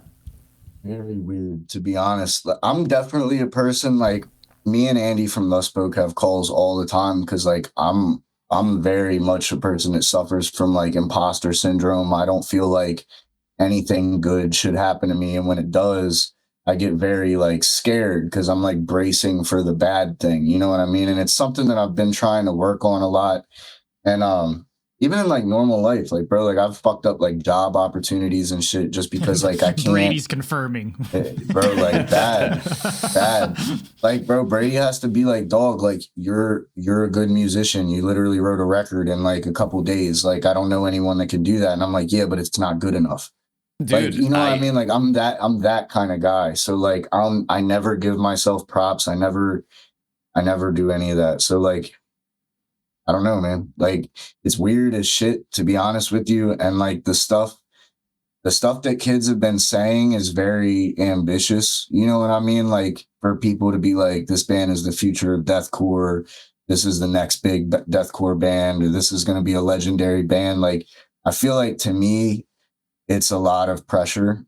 You know what I mean? But at the same time, it also makes me happy because I'm like, this is important to people. You know what I mean? And it's important to me. Like this music is from a very like personal fucking place. Like I didn't have the mentality at first that this was going to be like an actual band. So I was like, I'm gonna make it raw as fuck. Like it's going to be as authentically me as I can possibly make it. And to make something that's that honest, even though like it might not come off that way, right? Because it's a deathcore record, but like it is the only thing that I've ever written that was like unapologetically me. I wasn't trying to be anything. I wasn't trying to cater to a target audience. I was making the music that I wanted to hear and writing the lyrics that I felt like I needed to say.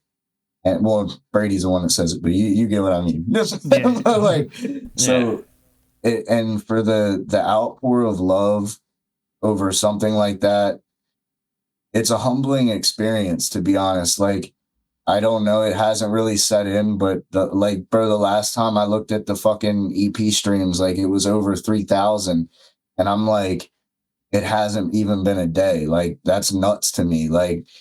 And I've never experienced anything like this. And I'm just very grateful. Like I'll say it a million times. You'll probably end up calling me a broken record, bro. Cause I'm really just so fucking grateful to be here sharing this moment with everybody. Like, cause it's our moment, bro. It's not my moment.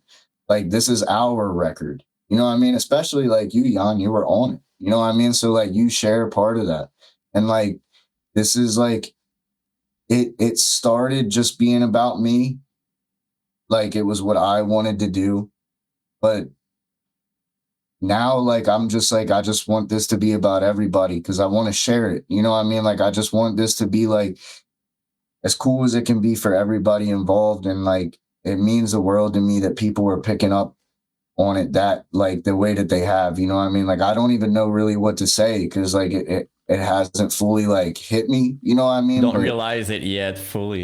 Yeah, but like, bro, like I have people like within the industry like telling me like, bro, nah, like this is gonna be something. I got like people that I look up to, like, nah, you got something, bro, like you need to fucking buckle down and do it, because like this is the one. And I'm just like, it doesn't feel like it, right? It does, like your life doesn't change when you write a record that people like, you know what I mean? Like my kids still fucking give me an attitude. I'm the low man in the totem pole in my house, you know what I mean? So like, to be fair, changes. It would still be like that, even if you would be on top of the music industry. Yeah, would probably exactly. They'd be like, look, Dad, I know you just did a world tour, but fuck you, I'm not cleaning my room.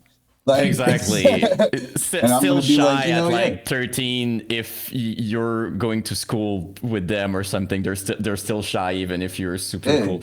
But I just want to say that like, it's, first of all, you got us in your corner, so we're there to support, and you're gonna be back here for sure. Second thing is, I'm gonna speak for everybody who got involved as like guest vocals or anything with you.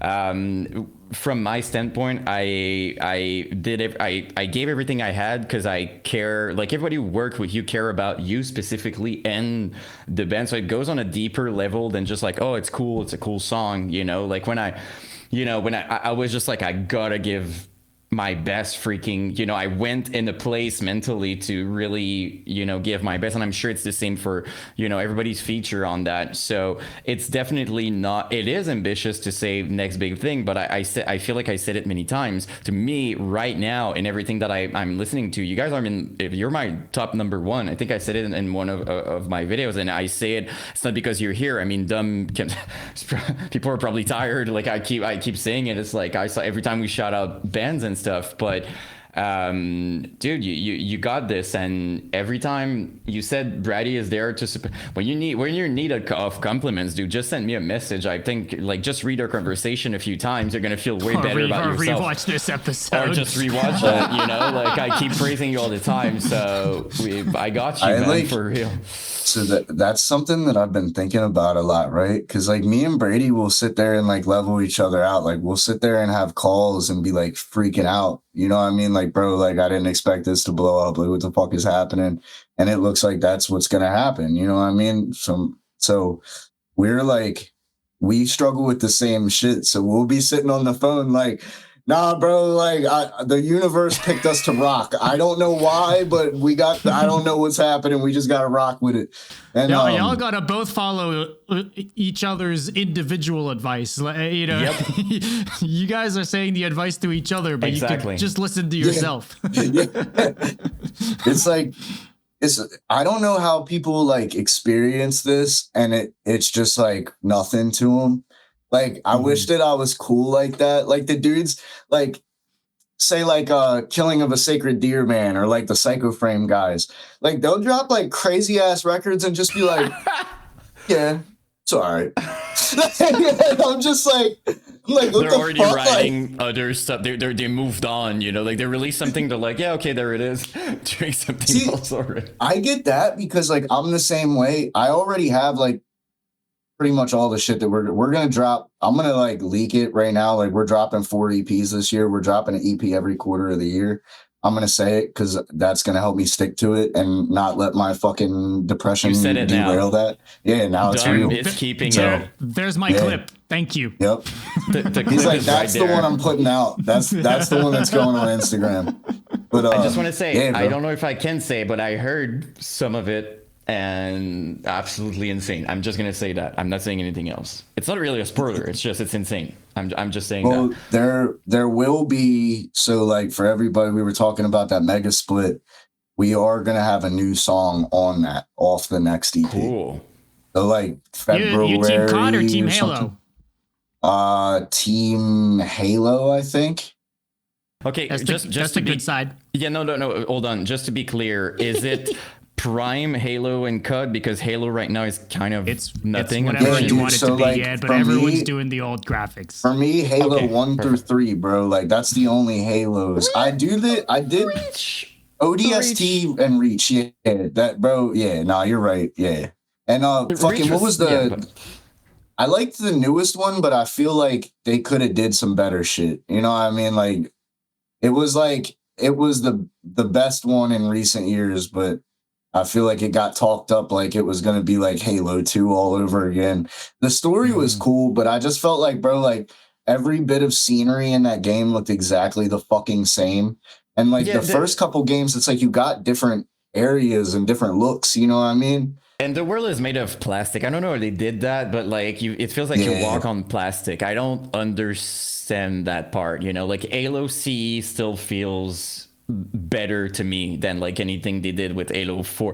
Look at when you have a second, go online, look at the, you know, art style of the armor in Halo 4, and you're gonna notice that every armor that was cool once were ruined for absolutely no reason. 5 was just worse. Infinite, they took it back and kind of correctly, but not really. But I agree with you. I won't start with that because I'm going to talk for like 15 hours. He said we're going to go to a rabbit hole. Rabbit hole time. But it's tough to beat. I can confirm. Early Halo, and if we're talking CUD, I'm really sorry, nothing's going to beat the Black Ops 1 Modern Warfare 2 era online on the Xbox 360. It was something else. And Halo freaking 3.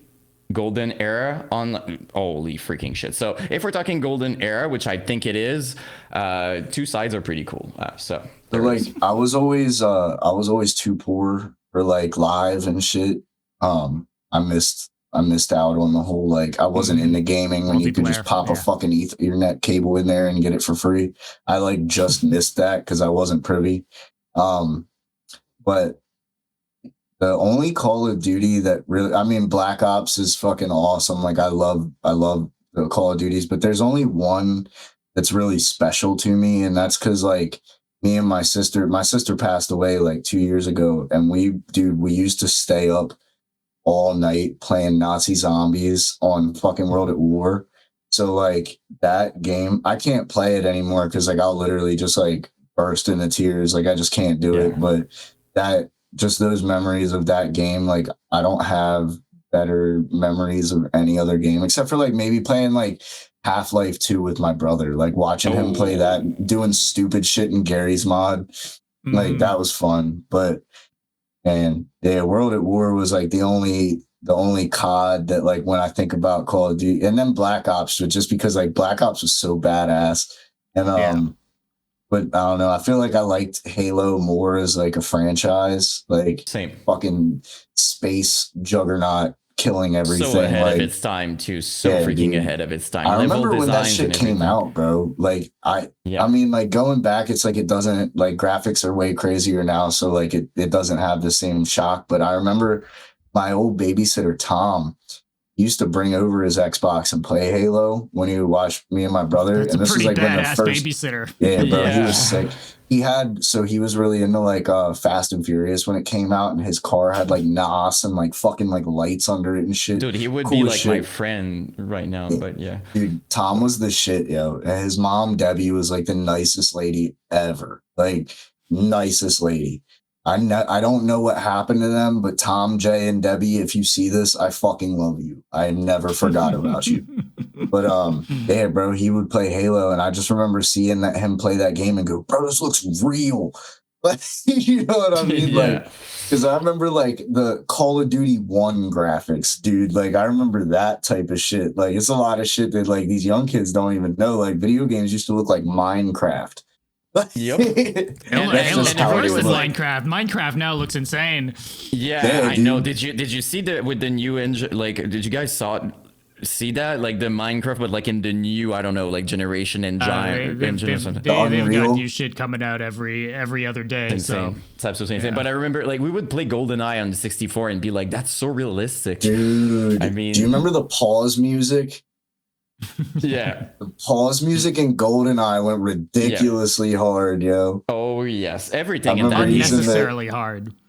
Remember use like playing the 1v1. Did you guys ever play 1v1 but use the big head cheat? So it was like For fucking sure. impossible to not die. That shit For was sure. fucking, dude, me and my cousins used to literally fist fight over that game. And you would hear that, you know, like when you're breathing and you're just like fighting like that. Yeah, it was amazing. It was so or like, sick. bro, remember like the original Metal Gear Solid games? Like the fucking the characters, like you'd fucking kill the guy and he would go. But always the same sample every time. Yes, But yes. It's Every the same single sound. time. The whole game. Oh, that was so good. Yeah, good memories, but Holy shit. Somebody said there's Halo VR mods. That's fucking I didn't crazy. know. Didn't even know. yeah, I saw some stuff. Yeah, it's I kind of. forgot to look at the chat like this whole time, except that one time I saw Brady laugh. Well, Dude, hey, dude, you started talking about what was coming up in terms of like dropping music, like even more music and stuff like that. But I think we could kind of wrap up with upcoming plans. I'd be curious, like obviously you guys have like a lineup if you guys wanted to play live shows. What's going on with that? Like new music, all that stuff. What can you share with what's going on with you guys coming up? So I can't announce the show. But like we are gonna play live. Hell yeah! And then I have a full US tour that I'm doing with another band. I can't say anything about that, but I'm doing that from June to July. And then when I get home, I'm trying to book a tour for Eyesawgod. I can't really say anything because nothing's set in stone, but it's definitely bands that you guys have heard of. And it would be fucking tight if it all goes through, because if it goes through, it's going to be a nutty ass tour. Like, it'll literally be like some fucking put the jersey on because we're only booking at VFWs and we're all going to die. So, yeah, bro, like I'm hyped. Then there's like band, like I want to play with all of the revival bands too. So that's going to be something that happens, bro. Like I'm trying to get all around. I'm trying to take this all over the country, eventually all over the world. So yeah, you're gonna be seeing us. Hell yeah. And you so the EP dropped today, but you have pre-orders coming up on Friday for the vinyl, right? Yeah, and CDs. Oh fuck yeah. I didn't know there's CDs too. Yeah, CD so and both through Deathly Decibels? Yeah, yep. We wanted to give people like 2 days. I felt like it'd be weird if I was like, here's the record and the link. I just felt like that's weird. It felt very like buy. And I don't like that. You know what I mean? I was like, look, take a couple days. If you like it, here's the link. You know what I mean? Like, people have already heard it at that point, type of stuff. Sure. Yeah, they can let it digest a little bit, figure out whether or not it's good enough to spend their hard-earned money on. You know what I mean? And I'm very much about that. I don't want this to feel like a product. You know what I mean? Yeah, but then at the same time, you were talking about just wanting to, for you personally, to be able to hold it, to have it on a CD, to have it on vinyl. Like, so I'm sure it's probably the same kind of thing for other people that are fans of the band. Just being able to have it physically is, not necessarily as common anymore, but the people are about it for sure. And I'm glad, dude. I'm glad to see people like wanting physical copies again, because for a while that wasn't a thing. You remember that shit? Like, where like bands were not even doing physicals for releases for a little bit, just because it was like, oh, it's going to be a waste of money because people only stream. Like, I really like, if you are listening to this shit and you are like one of these young dudes that is responsible for this shit, you really don't understand like how much power you have and how much influence you have. It's not me. It's not the dudes in the big bands. It's you. You're the one with the dollar and the interest.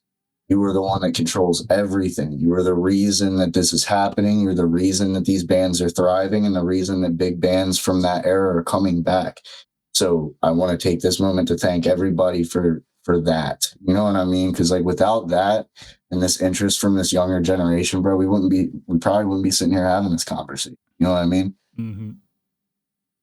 Absolutely, man, dude. If you 100%. We always say this. If you would have told me 15 years ago that we'd be talking about MySpace style deathcore in 2025, I would have laughed I would have laughed out of the room, but here we are. So shout out to the kids. For real, man.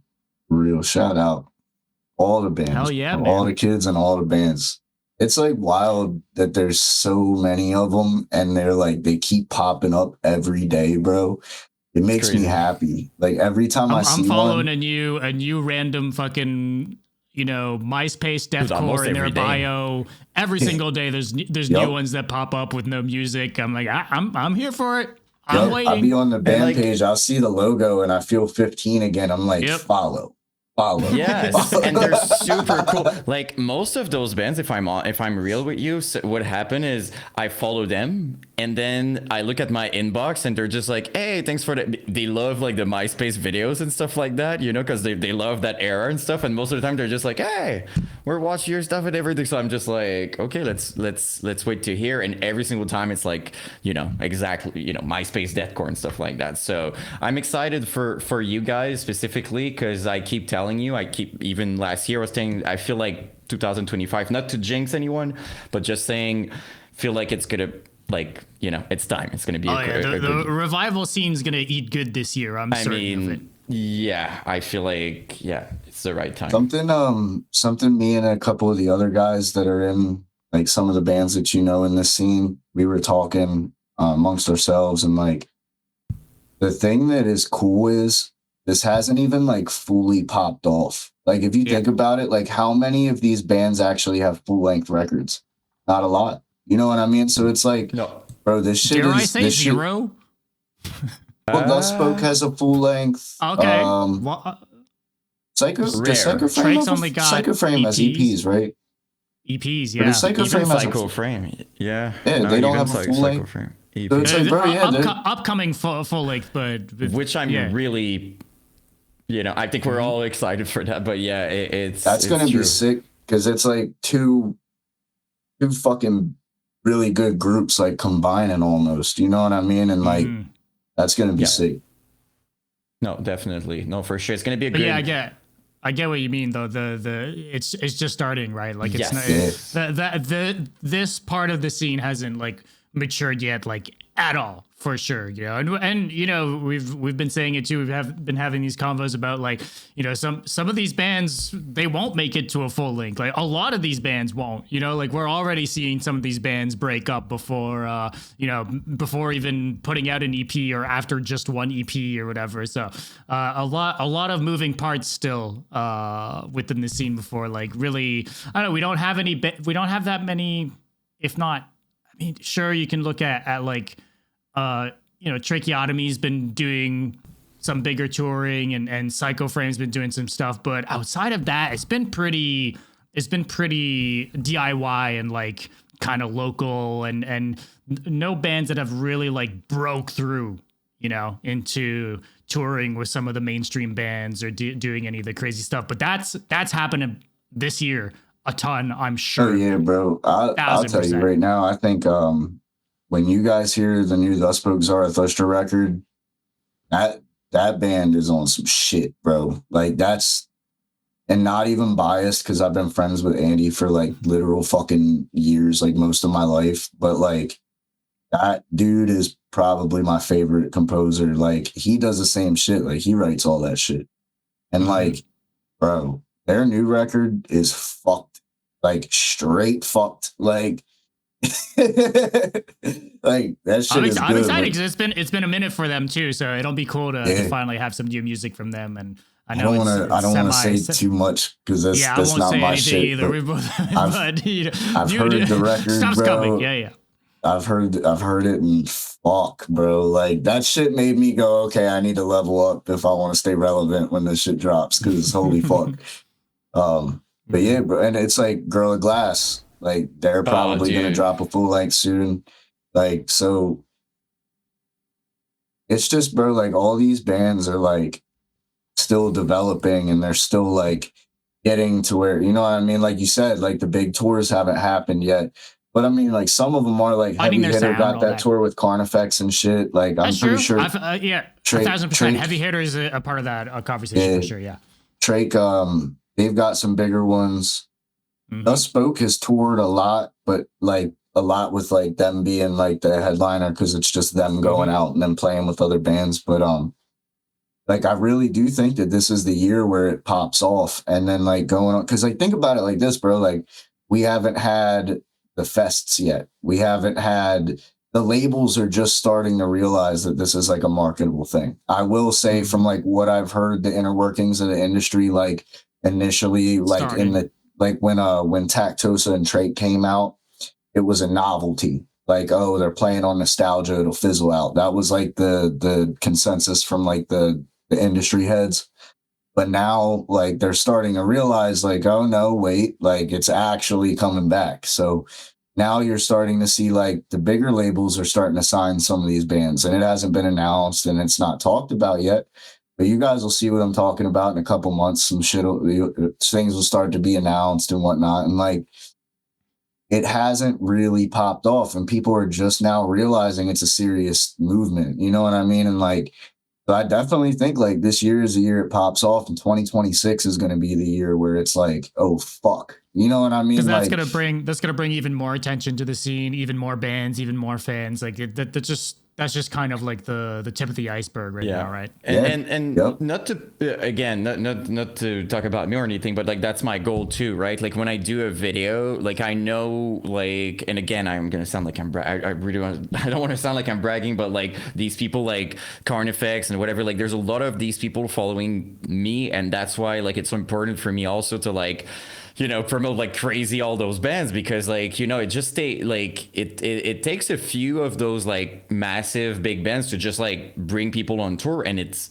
done, you know what I mean? Like it's in the open. So that's part of like one of my big goals is that as well, like as a content creator, to just like put as much light, also because I love it, right? But to just like promote it like crazy so that it just like it blow ups and everything. That would be super sick.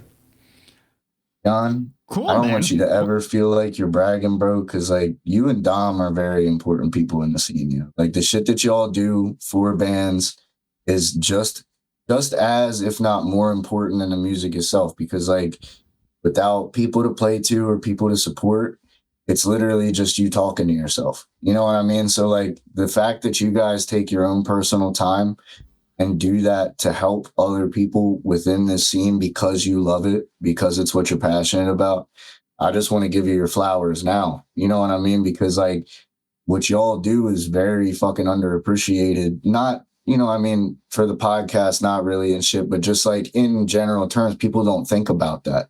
How important people like you guys really are for bands like me or for bands like other bands. You know what I mean? Like the shine that you give people, it opens up a whole audience that we might not get to otherwise. You know what I mean? And the fact that you guys just do that because of your passion, I love to see it, bro. Like I love it. That's why that's what like brought me like to you guys, because I saw the genuine passion for it in your videos. Jan, you're remembering MySpace video, bro.